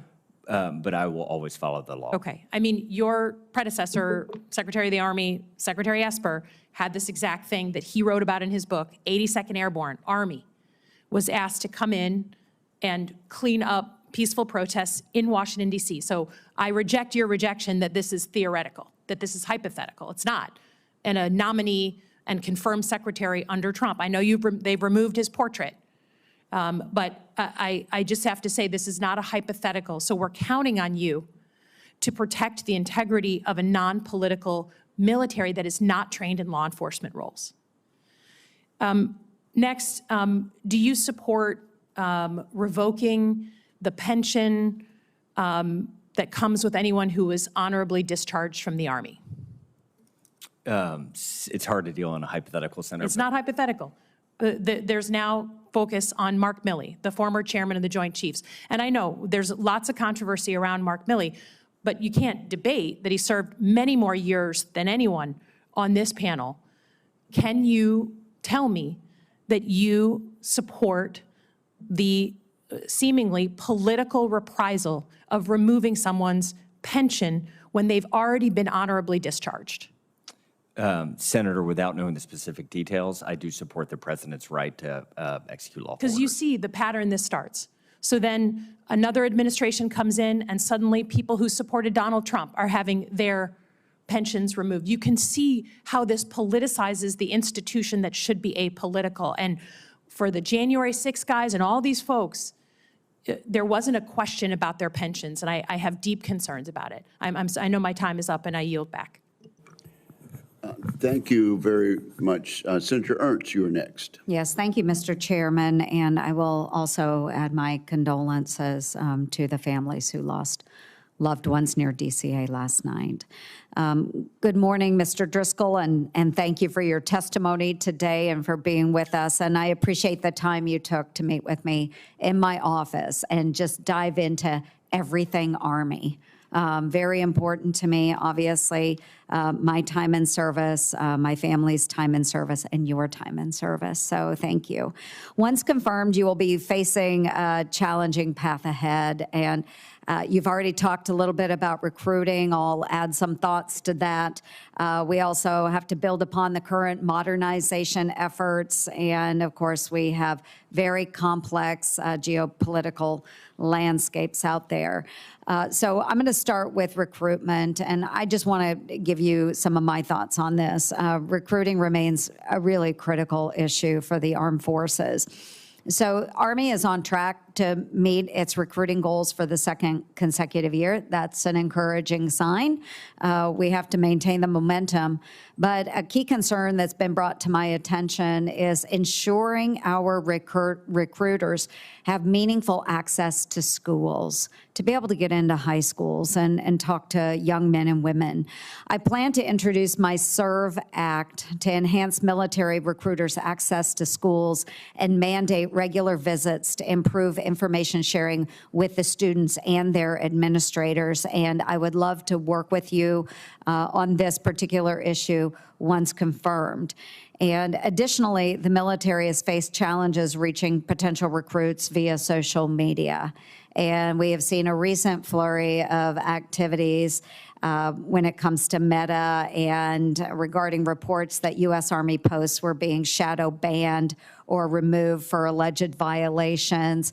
I did send a letter to Meta about this last month. So, Mr. Driscoll, you know, given the challenges, do you commit to working with us on these recruiting challenges, on making sure that we're able to spread our good message to young men and women? Absolutely, Senator. It'd be an honor. Thank you. So very briefly, I'm also the chair of the Doge Caucus in the United States Senate, and Iowans sent me here to make them squeal. And I've made it my mission to find ways to identify waste, fraud, eliminate it, get more efficient, more accountable to our taxpayers. The Department of Defense and, of course, our great Army should not be exempt from this effort. So, Mr. Driscoll, can I count on your commitment to collaborate on strategies for reducing waste in the Army? Absolutely, Senator. And as I told your colleague earlier, The dollars are limited, as they should be, and we are beholden to this committee and the Congress for how to use those dollars. But then once the dollars come to us, it's our responsibility to use them as effectively as we possibly can, and it would be an honor to work with you on that if confirmed. Absolutely. Thank you, Mr. Driscoll. Another one of my top priorities remains addressing traumatic brain injuries, or TBI, within our services. And last year, I successfully passed comprehensive TBI legislation, and I intend to build on that progress in the upcoming NDAA cycle. So can I get your commitment to collaborate with the Defense Health Agency, Army SOF, and acquisition personnel to prioritize TBI initiatives and further enhance our Army's immediate and long-term health and safety? This issue, Senator, is deeply personal. When we were deployed, we had mortars and IEDs, and you never know how that impacts a soldier. But I know when we got back, a lot of our guys struggled with a lot of issues, and so I would be honored to do anything I possibly can to lend a hand here. So if confirmed, absolutely, yes. Excellent. No, I appreciate that. Thank you. And I think both of us have had many friends that have been impacted by TBI. It is very, very important to them and their families. Force structure as well. I have limited time, but I do chair the Subcommittee on Emerging Threats and Capabilities, and I prioritize the special operations community and the critical enablers that they provide. In recent years, the Army implemented force reductions within SOF. Despite these cuts, SOCOM has testified last year that the demand for special operations forces remain high. So, Mr. Driscoll, will I get your commitment to work with me to make sure that we're addressing these cuts and how we can continue to provide for our special operations community so that they may further support our conventional forces? Absolutely, Senator. Our special operators are force multipliers. If you look at the threats ahead, we have a pacing threat in China, but that certainly doesn't mean that other threats wouldn't take advantage of us being in engagement with China. And special forces are incredibly well-suited to both lend a hand in that fight, and also with all of our innovation, they are innovation laboratories that can test things more quickly. They can learn and get their procurement lessons and actual lessons learned to the larger force. So I'm incredibly supportive, Senator. Well, thank you, Mr. Driscoll. And Mr. Chair, I was going to ask him to sing the Army song, but I'll submit that for the record. Your Thank time you. has expired, regrettably. Senator, but thank you for your questions. Senator Gillibrand. Thank you so much, Mr. Chairman. I know you served your active duty tour with the Army at Fort Drum, Climb to Glory. A little over a year ago, Fort Drum was selected to host the Army's second multi-domain task force. If confirmed, your tenure as secretary will align with the Army's target for the full MDTF implementation by fiscal year 28. What challenges do you see in this timeline, and do you believe the split structure of the second MDTF between Germany and Fort Drum is sustainable? And can the structure be leveraged in other theaters such as the Pacific? Senator, I haven't been specifically briefed on that unit and its bifurcation of location, but the multi-domain rollout across the Army is the future of warfare. If you think of things like cyber and space, how war has been fought up until this point will no longer look the same. Those issues require networked abilities that in near real time or real time allow for communication across a lot of assets and sensing tools and human beings. And so I look forward to both learning more, working with your office, and specifically returning to Fort Drum if confirmed. Thank you. A recurring challenge that you and I talked about in our meeting for the military has been the recruitment and retention of skilled cyber operators, both military and civilian. As of November, the military reported about 28,000 unfilled military and civilian cyber roles. To help address this, I created the Cyber Service Academy Scholarship Program and secured language in the most recent NDAA to study the advisability of a cyber military service. Army Cyber is the largest of our cyber service components, placing a significant portion of this burden on you. How will you approach the cyber personnel challenge, and how do you see things like the Cyber Service Academy supporting your efforts? Senator, very sincerely, thank you for your work on this. We are going to have to figure out and work together to create unique pathways for the cyber experts among us to be the most lethal cyber person or soldier, that pathway may look very different from going to Ranger School and ending up in Ranger Battalion. And we need to work with the feeders and the pipelines in the civilian sector to empower those candidates who want to join the Army, those future soldiers to come in. And I think pathways like what you were describing are incredibly valuable. You will need a capable and qualified principal cyber advisor, but that role has been vacant for nearly 6 months. Will you commit to me to quickly fill that role if you are confirmed? Senator, that would be one of, if confirmed, one of the roles I'd be most excited to fill. I don't know what has led to the delay in filling it, so I can't speak to that. But I can commit to very early on trying to prioritize that because, as stated earlier, with the way that multi-domain is going and our wars are going to be fought in the future, that will be a critical role. Thank you. One of the issues that this committee has spent at least a decade working on is the scourge of sexual assault in the military. We put in place bipartisan reforms that had the support of 65 senators. It was overwhelmingly supported. And the reforms are geared towards more transparency, more accountability, more training, and having the decision maker of whether a crime's been committed be given to a trained military prosecutor who isn't in the chain of command, who arguably has more precise and applicable training to reach better decisions. Are you aware of these reforms, and do you commit to me that you will do everything to make sure these reforms are fully implemented so that our military can be a functioning place for everyone to work and that certain people are not, unfortunately, disregarded or devalued because of the system in place? Very sincerely, Senator, I thank you and your colleagues for the work on this. I mentioned in my opening statement that my 8-year-old son is planning to join the Army. It's hard to know if my 6-year-old daughter wants to join. My wife and I have been nudging her that way, and as much as you can nudge a 6-year-old, I want her to join an Army that the sky's the limit. The standards of excellence are hard, but she is able to achieve them. She faces absolutely 0 instances of sexual harassment during her time in, and it would be an absolute honor, Senator, to work with you in this committee to, from the top, ensure we are both rolling out the law and setting a culture where that is not tolerated in any way. Thank you. With my last 20 seconds, you mentioned in the questions you gave to the committee that you wanted to appoint a high-level position dedicated to ensuring a focus on ending sexual assault in the military. Do you have any thoughts about what your thinking is there or what you would do for that position? Senator, I would want to work with you in your office and with your colleague, Senator Ernst. I know you've done a deep dive on this. I want to commit publicly to commit the resources, the time, the energy, and the focus to scourging it from the United States Army, and I think that that could be a powerful first step. Thank you, Mr. Driscoll. Thank you, Mr. Chairman. Thank you, Senator Gillibrand. Senator Scott.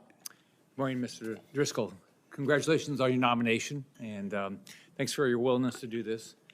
I think I told you my father was one of 3,000 people who did all 4 combat jumps with the 82nd Airborne in the Second World War. He was crazy. After that, he fought in the Battle of the Bulge. My whole childhood, he told me the Germans were horrible, the food was horrible, and the foxholes were horrible. So after high school, I joined the Navy, which we didn't, the food wasn't bad, but no Germans, no foxholes. So first, tell me what your experience in the Army, and thank you for your service as Cavalry Scout Platoon Leader. What lessons did you learn that's going to make you a better Secretary of the Army? Senator, Secretary Hegseth mentioned it in his hearing that the dust on the boots model, I had not thought of that in a long time, but the experiences of being able to think through when a decision from the top comes down, how does it actually impact the soldier?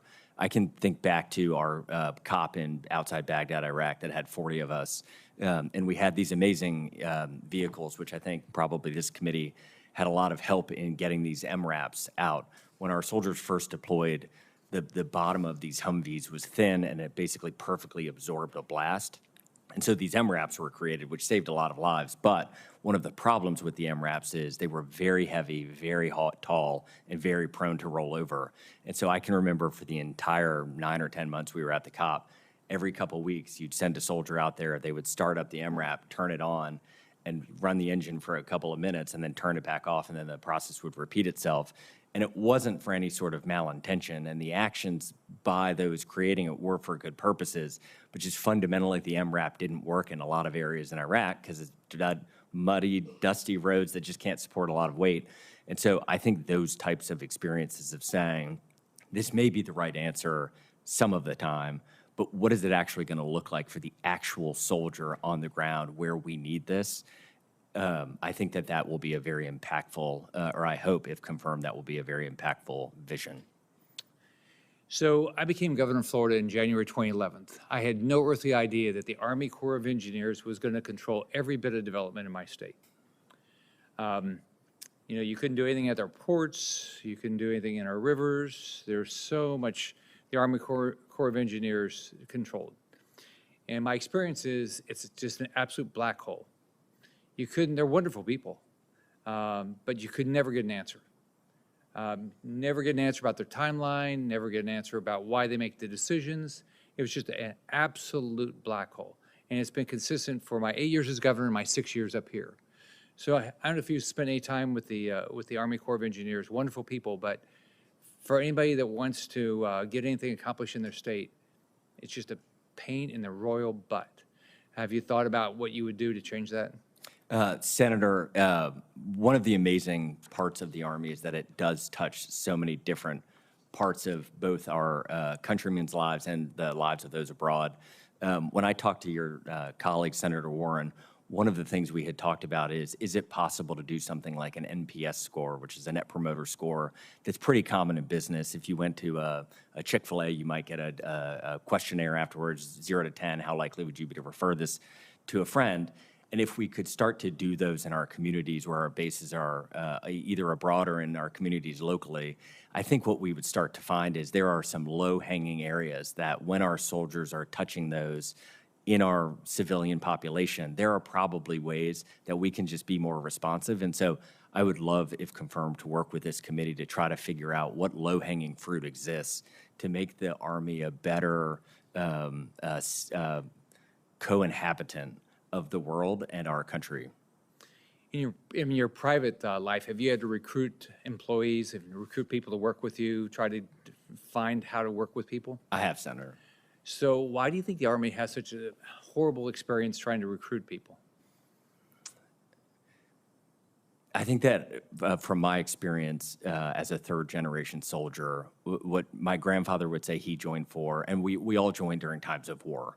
I think if you asked us, it would have been, we would have said the reason we joined is we didn't want to miss the opportunity to serve our country when it needed us. And I think that very specific story is what a lot of soldiers, women and men, would say is the reason that they joined. I think we have oftentimes lost focus on that and started to focus on things like the benefits, which are all important and they're very valuable reasons to join. But I think for many of America's youth, it is the purpose of getting to serve this amazing nation. And so if confirmed, I would love to work with this committee to clarify that story and tell it more broadly. Thanks. You'll do a great job. Thank you, Senator. Thank you, Mr. Driscoll. You've made that point repeatedly during this hearing, and I think it's got quite a bit of validity. Senator Rosen. Thank you, Mr. Chairman, and Ranking Member Reed for holding this hearing. Mr. Driscoll, I'd like to thank you for your service, your willingness to serve again, and for being here with us today. I will take a moment of privilege, like the rest of my colleagues and all Americans. Today, our heart is broken by the events at DCA last night, and I just want to offer my deepest condolences to the families, to the fellow soldiers, to all of those who were lost. And I want to thank our first responders for their immediate action, running to the scene in the dark of night, in the iciest of waters, to try to save lives. Thank you. Now I'm going to turn to my home state of Nevada and talk a little bit about Hawthorne Army Depot. So, Mr. Driscoll, Nevada's Hawthorne Army Depot is the world's largest ammunition depot and demilitarization facility. The depot stores and demilitarized munitions and ensures that munitions readiness for all of DoD.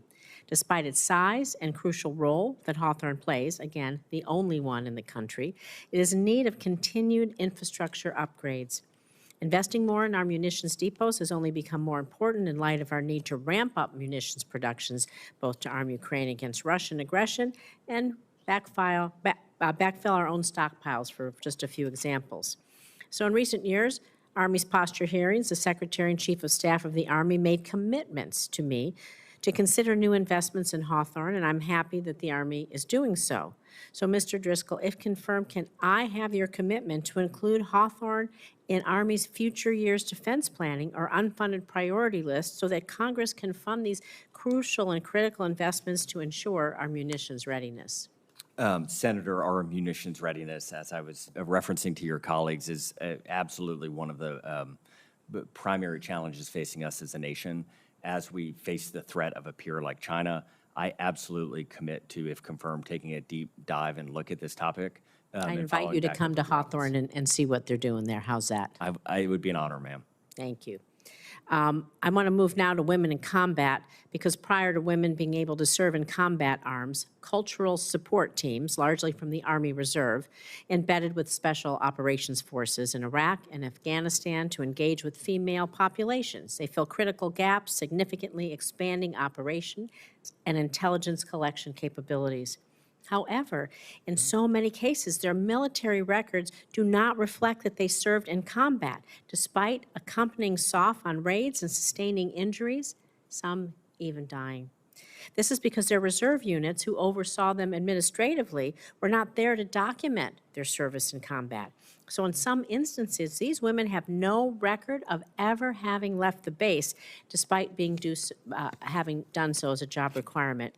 As a result, they've all struggled to prove to the VA that their injuries are service-related, they're combat-connected, and since women have only been able to serve in combat arms in the last decade. So if confirmed, will you commit to performing a review of these combat veterans, these women who embed overseas to help us collect this important cultural intelligence, Army records? We must have them be accurate. These women come home and they're denied their disability claims because of the lack of documentation. They really need to receive the care and the benefits, their families as well, and the recognition that they deserve. And it's the least that we owe to our women in uniform. Senator, we have a sacred duty to care for our soldiers, and from my experience deploying, some of the most competent, heroic people I deployed with were women. They served incredibly important jobs with bomb-sniffing dogs, searching out IEDs. They were right beside us every step of the way, and so I absolutely commit to working with your office to make sure that that population is not forgotten and gets the care and respect that they deserve. Thank you. I'm proud to serve with some women who showed their valor in times of need as well. I just have another moment, so we'll submit this for the record, but it's about cyber workforce development. It's been touched on here, the FY24 NDAA, and did include my bipartisan legislation authorizing the Army to create a civilian cybersecurity reserve to provide cybercom with qualified civilian personnel for surge capacity in times of need, to ensure the U.S. government has the cyber talent needed to respond to malicious activities, secure DoD's informations and systems. We're all trying in so many ways to really build up that force. I will take the answer off the record, but I'd like to speak with you about the implementation of the Civilian Cyber Reserve Corps and have your commitment to see this through, as we know cyber attacks are on the rise. If confirmed, it would be an honor to speak about that, Senator. Thank you. Thank you, Senator Rosen. Senator Banks. Thank you, Mr. Chairman. Mr. Driscoll, welcome and congratulations on your important nomination. You bring a unique background in business and private equity, and one of the biggest things that we have to accomplish in this moment is innovation at the Pentagon. I wonder if you could talk about your background and how that uniquely helps you help us create better innovation in our national security. Senator, after attending law school on the GI Bill, I was fortunate enough to spend time as a CEO at a venture capital firm where for a couple of years I got to spend time working with and learning and seeing how some of our country's most amazing innovators are building their businesses. And some of the lessons that they have learned in the private space over the last 10 to 20 years, I think are ripe for transferal to the United States Army. Creating a feedback loop and a learning loop that gets lessons learned from the actual soldiers in the field back into the manufacturers or the software developers occurs in the private space frequently. I think it is a little bit less frequent in the Army. There are examples of this, I think, working wonderfully in the Army, like the IVAS system, as I understand it, is kind of a shining beacon of effective development. And so what I'm hoping to do, if confirmed, Senator, is work with this committee and the Army's existing leaders to figure out where can we tighten the innovation loop and get the learnings from the field and the learnings from our friends in places like Ukraine. I mean, that battlefield is ripe with lessons around drones and cyber, and how can we get those lessons into our procurement processes and on the manufacturing floor as quickly as possible?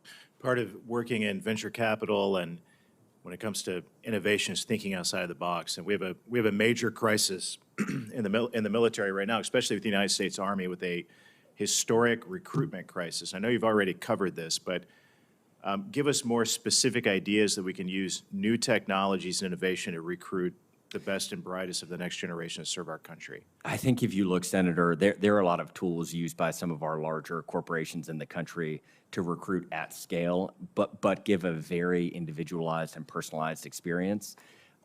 What I have heard with the recruiting process is they are looking at all sorts of different ways of creating a specialty where a recruiter, if you're an incredible recruiter, perhaps that can be how you serve your country for your entire time in uniform.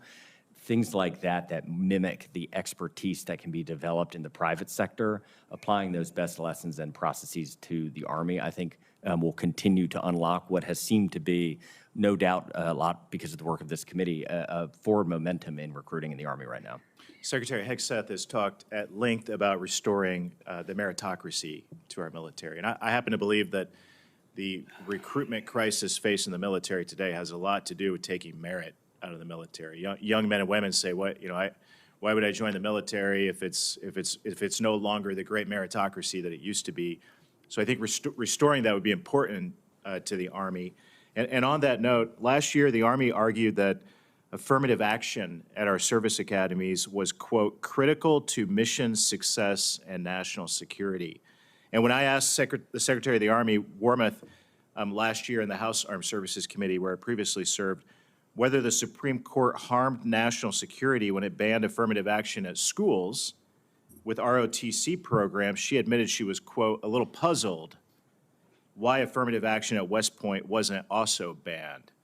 Mr. Driscoll, do racial admission preferences at service academies like West Point help our national security? I don't believe so. And you would support efforts, as Secretary Hegseth has talked about as well, to end affirmative action at our service academies, I think especially at West Point. I think one of the most amazing parts of my time in service is the Army, in my experience, was an incredible meritocracy. I can't remember a single time being in where anyone thought that the system was against them. And when I have told our kids, Daniel and Lila, about this, what we hope that they will do after high school, I have told my daughter it would be the proudest day of my life, and I don't think she understands the nuance of what I'm saying, to pin a Ranger tab on her if she can complete Ranger School, with the incredibly difficult standards being the exact same as when I went through. And so I think that those standards and excellence that the Secretary of Defense has talked about are important. It's what makes our Army great. It's what's made our Army the greatest land fighting force in the last 249 years on the planet Earth, and I hope that we're able to hold those standards going forward. You bring a lot to the table. I'm excited to work with you to make the Army as strong as it can possibly be, fix the recruitment crisis, and modernize the Army for the future. Thank you for agreeing to serve our country. You have my full support. Thank you very much, Senator Banks. Mr. Driscoll, I've said that the United States military is the greatest civil rights organization in the history of the world. What do you think about that? My experience, Senator, is the exact same.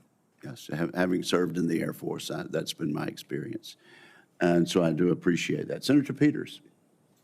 Thank you, Mr. Chairman. Mr. Driscoll, congratulations on your nomination to serve as the Secretary of the Army. And I want to thank you for your service to our nation, as well as thank you for the time that we spent in my office earlier. We addressed a number of concerns, and I think you had a very fruitful discussion, so I appreciate that.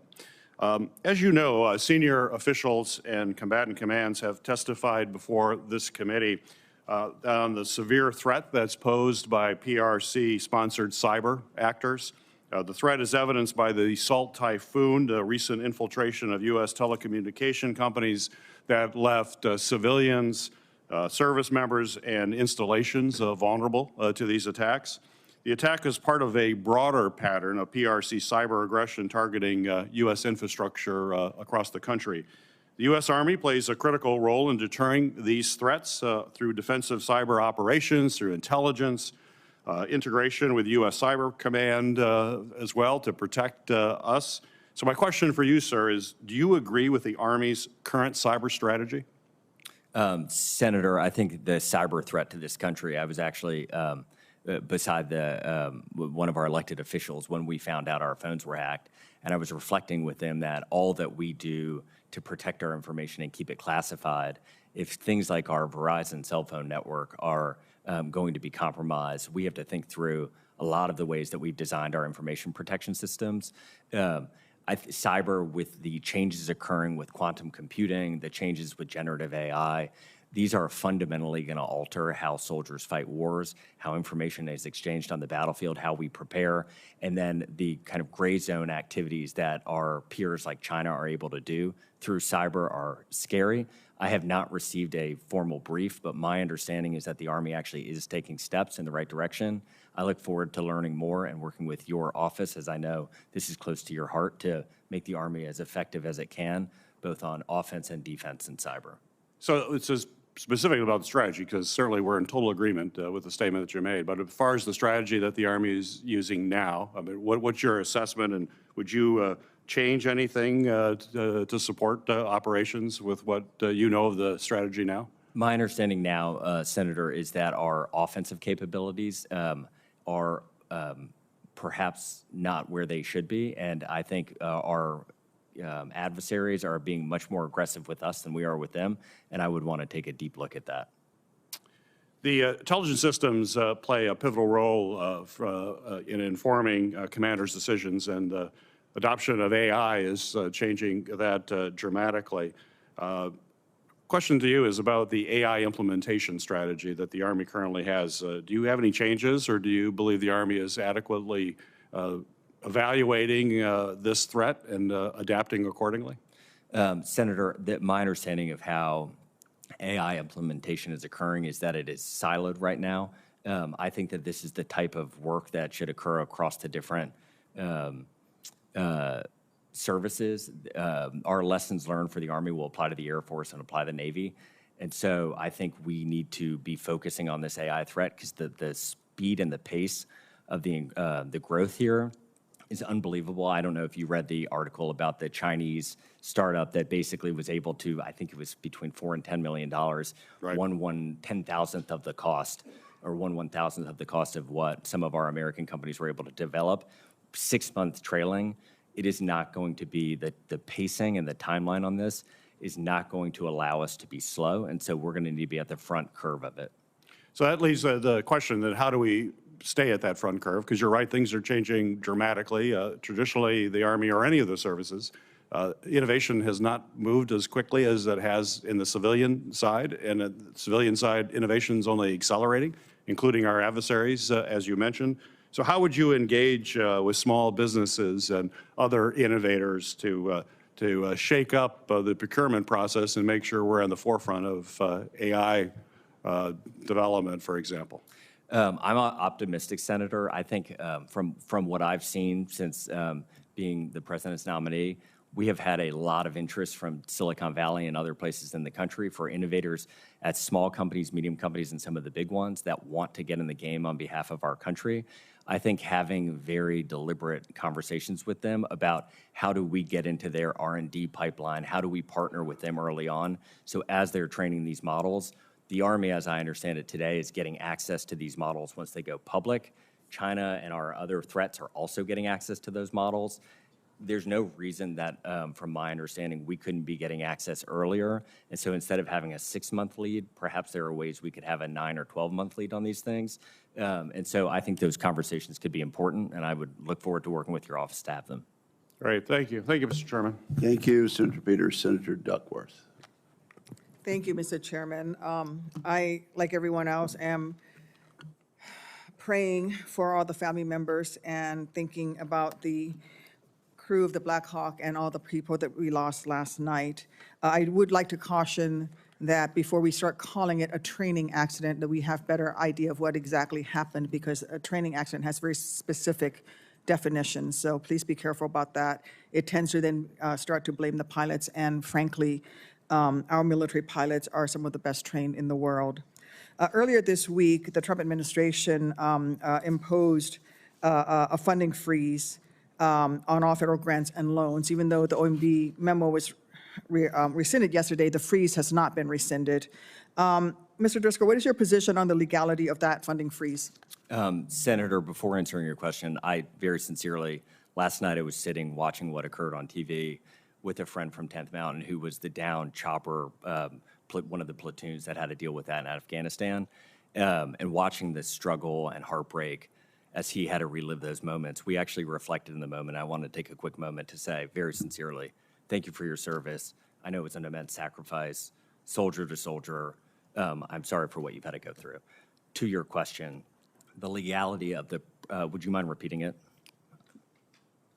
Was the order from President Trump, his current order to pause all grant funding legal?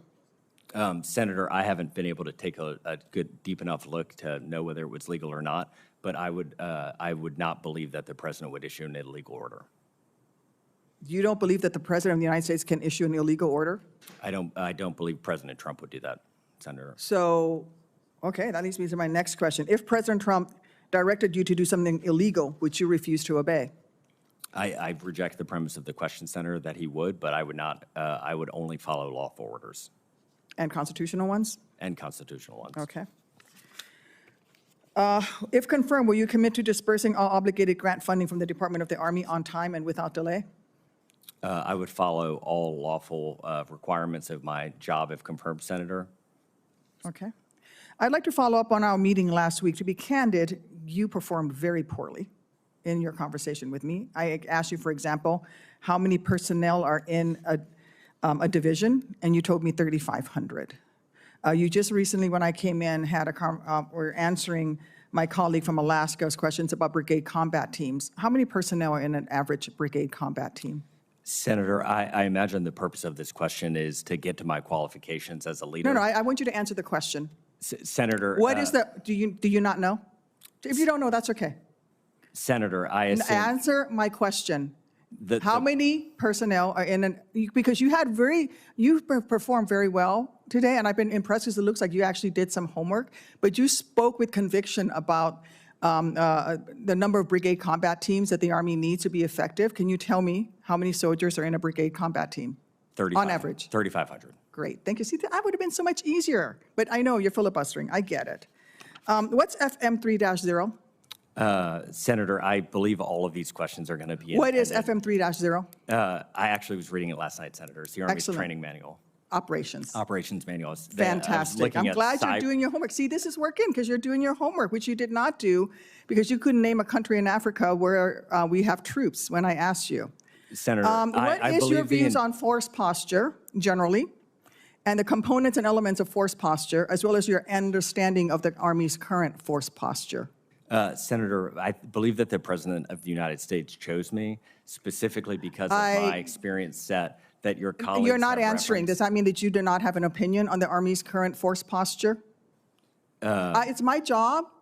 It's my job to advise and consent on the nominees that the President puts forward. Just because a President puts forward a nominee does not mean that person is automatically qualified to do the job.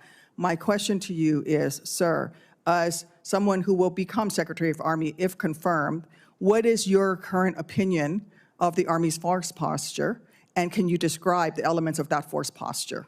Absolutely, Senator. And to your Africa comment, West Africa and Horn of Africa, and that was, I did study after you asked me that question, so I'm grateful for the question. Answer my question on force posture. We need to be prepared, Senator, for a threat from China, a peer that we have not. I'm not asking you about near-peer threats. I'm asking you about the force posture. We need our forces postured all over the world to What are respond. the components of the force posture?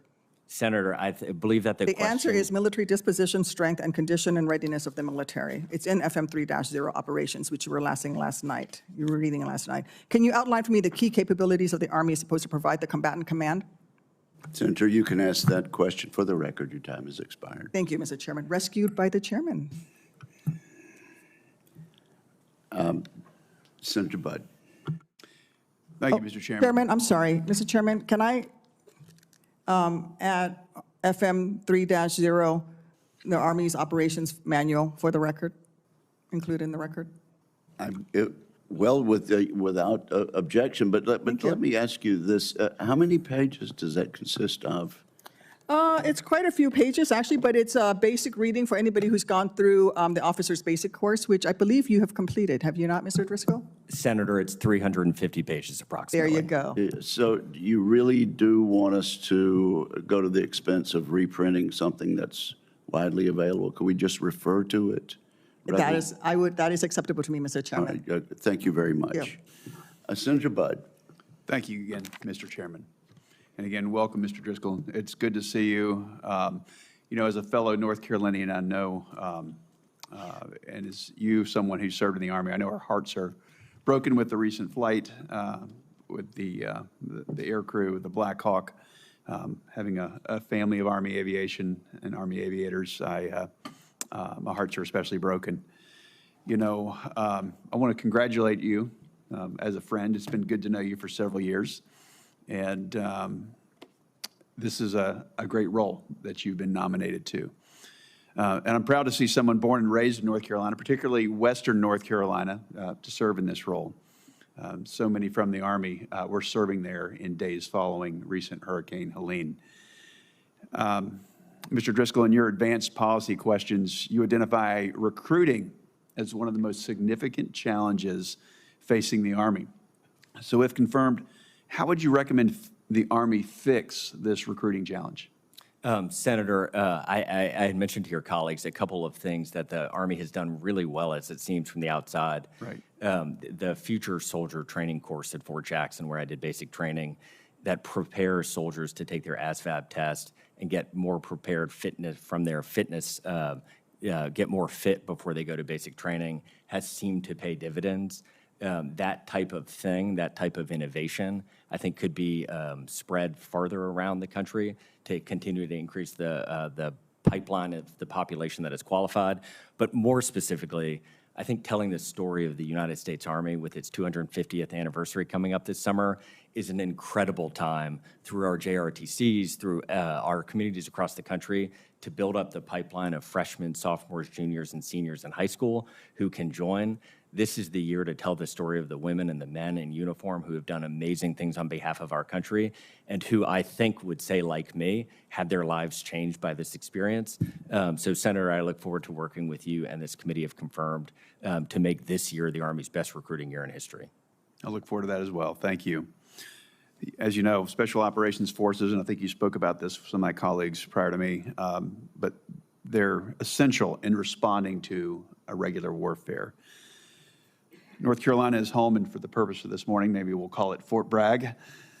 And Special Operations Forces, Special Operations are now playing a larger role in the cyber and the space domains.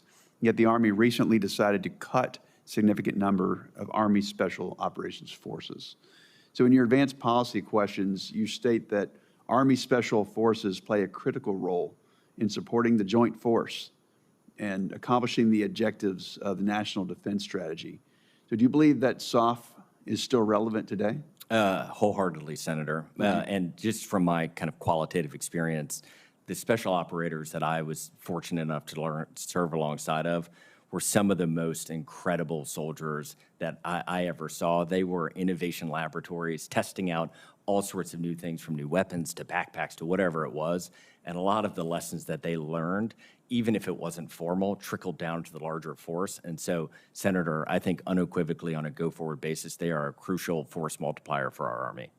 Well, thank you. In my recent visits there to Fort Liberty, Fort Bragg, I have seen the same thing continuing today, and I know you'll see that very soon if confirmed. As you work to address recruiting more broadly, what strategies will you pursue to increase the pool of recruits so that eligible so that they're eligible and have qualifications to serve in Army Special Operations Forces positions? Senator, my understanding, which I had covered with one of your colleagues, was one of the problems with what we've done by digitizing medical records is accidentally we have taken people who have broken arms but have been an ultramarathoner or who have had an inhaler prescribed when they were 13 in a day. These were the types of things that for 249 years or 244 of those years just would have never come up. Either you wouldn't have remembered to put it down or your recruiter would have told you it wasn't relevant. And right now it is blocking a lot of possible soldiers who I believe would be incredible future soldiers. And so I think taking a deep dive on the incentive structure for how we do waivers and maybe working with this committee to look back at, should some of these things, should flat feet still be preventative of joining? I don't have an opinion on the matter, but I think it's worth a fresh look. Thank you. And again, I appreciate your willingness to serve our country, and I wish you the best. Thank you, Senator.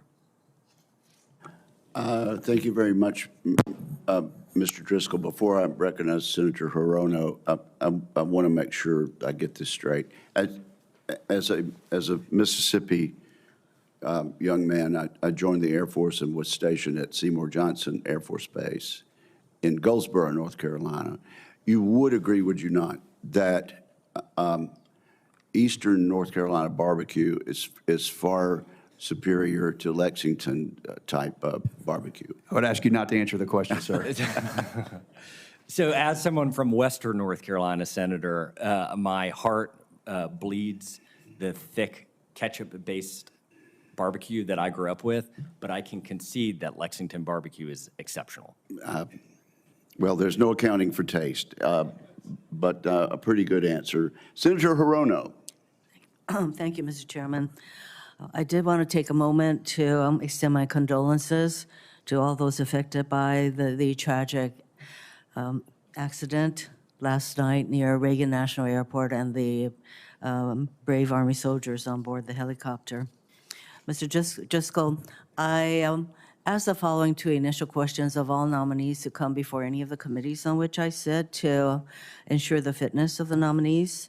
Since you became a legal adult, have you ever made unwanted requests for sexual favors or committed any verbal or physical harassment or assault of a sexual nature? Never. Have you ever faced discipline or entered into a settlement relating to this kind of conduct? Never. Mr. Driscoll, several of the critical training areas that the Army uses in Hawaii are leased from the state, including Pohakaloa, and the leases are set to expire in 2029. These leases are vital to ensuring military forces can adequately train in the Pacific. However, the land involved also holds cultural significance to the Native Hawaiian community.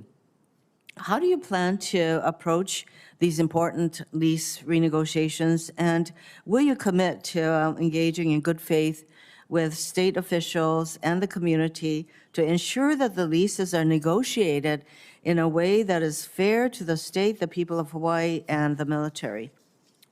Senator, this is an incredibly important issue, not just in Hawaii, but in all the places we engage with the community and sign leases. I would absolutely commit to wanting to work with your office and then to engage with community members to ensure the Army is being its best neighbor that it can be. Earlier in the hearing, I was referencing with your colleague that Senator Warren and I were chatting about this, both kind of abroad, how the Army exists in its footprint, but then specifically domestically, how the Army and its soldiers and the civilians that work on the bases engage with the community and the youth in that community is directly correlated to who gets a taste of what the Army has to offer and who gets to see what a life in the Army can do for them. And so I think it is both the right thing to do and the selfish thing to do to be the best community members we can be. I want to particularly emphasize how important these negotiations are and how they are conducted, because the military of late has been criticized for what happened at Red Hill, basically involving the Navy. But as far as the community is concerned, what happens to one service is something that impacts all of the other services. So it is really critical that you engage with the community. So going to modernizing DoD infrastructure is one of my top priorities, and the Army has a deep backlog of maintenance and modernization for its facilities. And sadly, for example, in Hawaii, 50% of Army facilities are classified as failing or failed, and the cost to repair or replace them is over $5 billion. This is just involving Hawaii.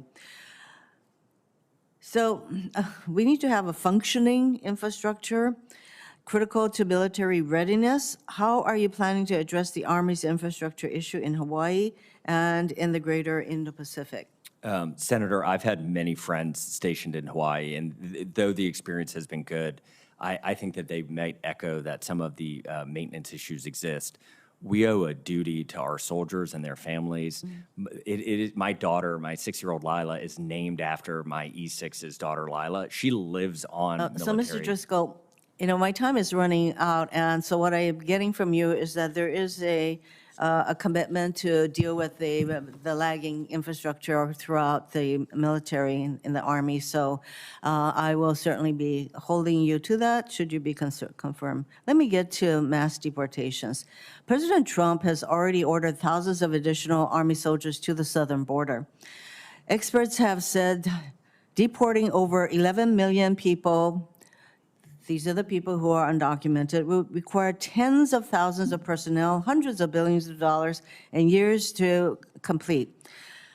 The Army is the primary military service who would be called upon to support a mass deportation order. What impact would deploying tens of thousands of troops have on Army readiness?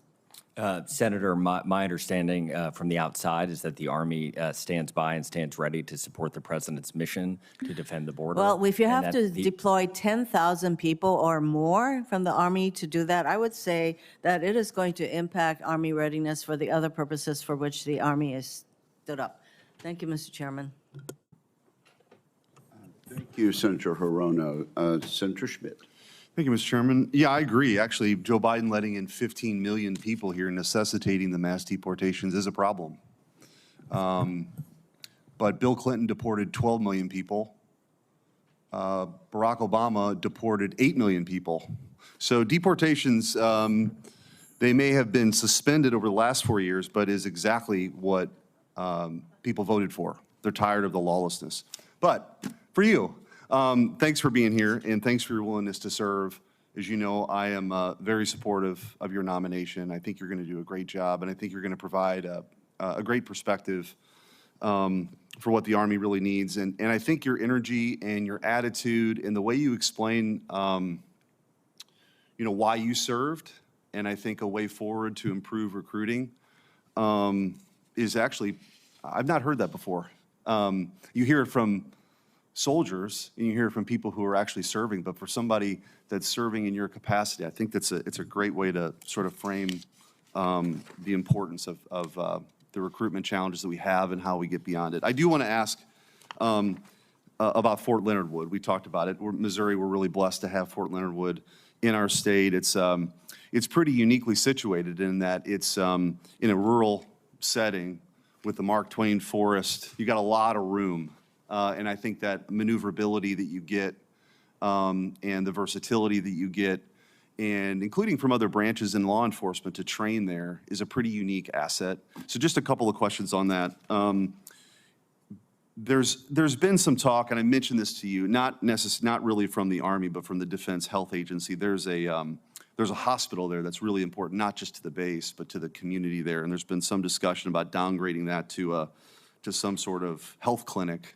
Will you commit to working with me to make sure that that doesn't happen? I think they've sort of backtracked from that, but that would be devastating for the Fort Leonard Wood community. Is that something we can work on? Senator, it would be an honor to work with your office. And as somebody who grew up in the mountains, North Carolina, and my wife is a physician, access to health care is a real thing. If you take that access away, it can completely change how a community is able to function. And so this is an important issue, and I would look forward to working with you if confirmed. And can you talk a little bit about the benefits of having a sort of centrally located base like that at Fort Leonard Wood? You've got all the the real estate you need. There's been significant upgrades made, hundreds of millions of dollars pumped into the new housing there. So, you know, for the long term, it's a great place for us to kind of stage operations. A lot of people get their early training there. But why that is important to the Army to have a base like that? My understanding, Senator, of your description, and if confirmed, I'd be honored to visit it with you, is the base can scale for future needs that we just don't know about. In a lot of areas, the bases are constrained by what's around them. This base seems to have the ability that if we needed it in 1 day, 1 year, 10 years, to scale for things we don't quite know what we need. We don't know where our soldiers need to be positioned. We don't know what our testing requirements will be. Fort Leonard Wood seems like an amazing place to be able to expand. Well, the folks back home will be happy to hear that you want to come by. And Missouri barbecue is the best in the country, so we'll make sure you get some of that. My Texas friends and Carolina friends may disagree, but they're wrong. They're wrong. I want to ask, we talked a little bit in my office, but others may have touched on this too, but clearly our chief adversary is China. And so the Army is sort of reorienting itself a little bit for this challenge. And can you talk about how you see it and some things that if you were just talking to somebody on the street about what the Army's traditionally done and what it's going to need to do in the future to prepare for what could potentially be, you know, this struggle, of course, for the 21st century? Absolutely, Senator. My time in and deployed, and I think my friends who deployed to Afghanistan and my experience in Iraq, most of the movements were squad level movements. So you would have, call it, 15 to 25 men and women doing most actions. The logistics, getting things in and out of the countries was less contested. If you needed water or fuel, you could get it from the continental United States to those theaters quickly and relatively easily. An engagement with a peer like China will be a completely and totally different thing than I have seen in my time on the planet Earth. Everything can be contested. It is a peer adversary who will do everything they can to defeat us. And this requires let's call it a pre-wartime footing for us as an army and us as a people to get ourselves ready to engage in a conflict that could fundamentally alter our future way of life if we're not ready for it. Thank you. And as you know, I support you, and I think you're going to do a great job. Thank you, Mr. Chairman. Thank you, Senator Schmidt, and thank you, Mr. Driscoll. We appreciate your answers to the questions today, and we appreciate your willingness to serve. We will now close the hearing for the information of our members. Questions for the record will be due to the committee within 2 business days of the conclusion of this hearing. And with that, if there's no objection, we are adjourned. Thank you, Mr. Chairman.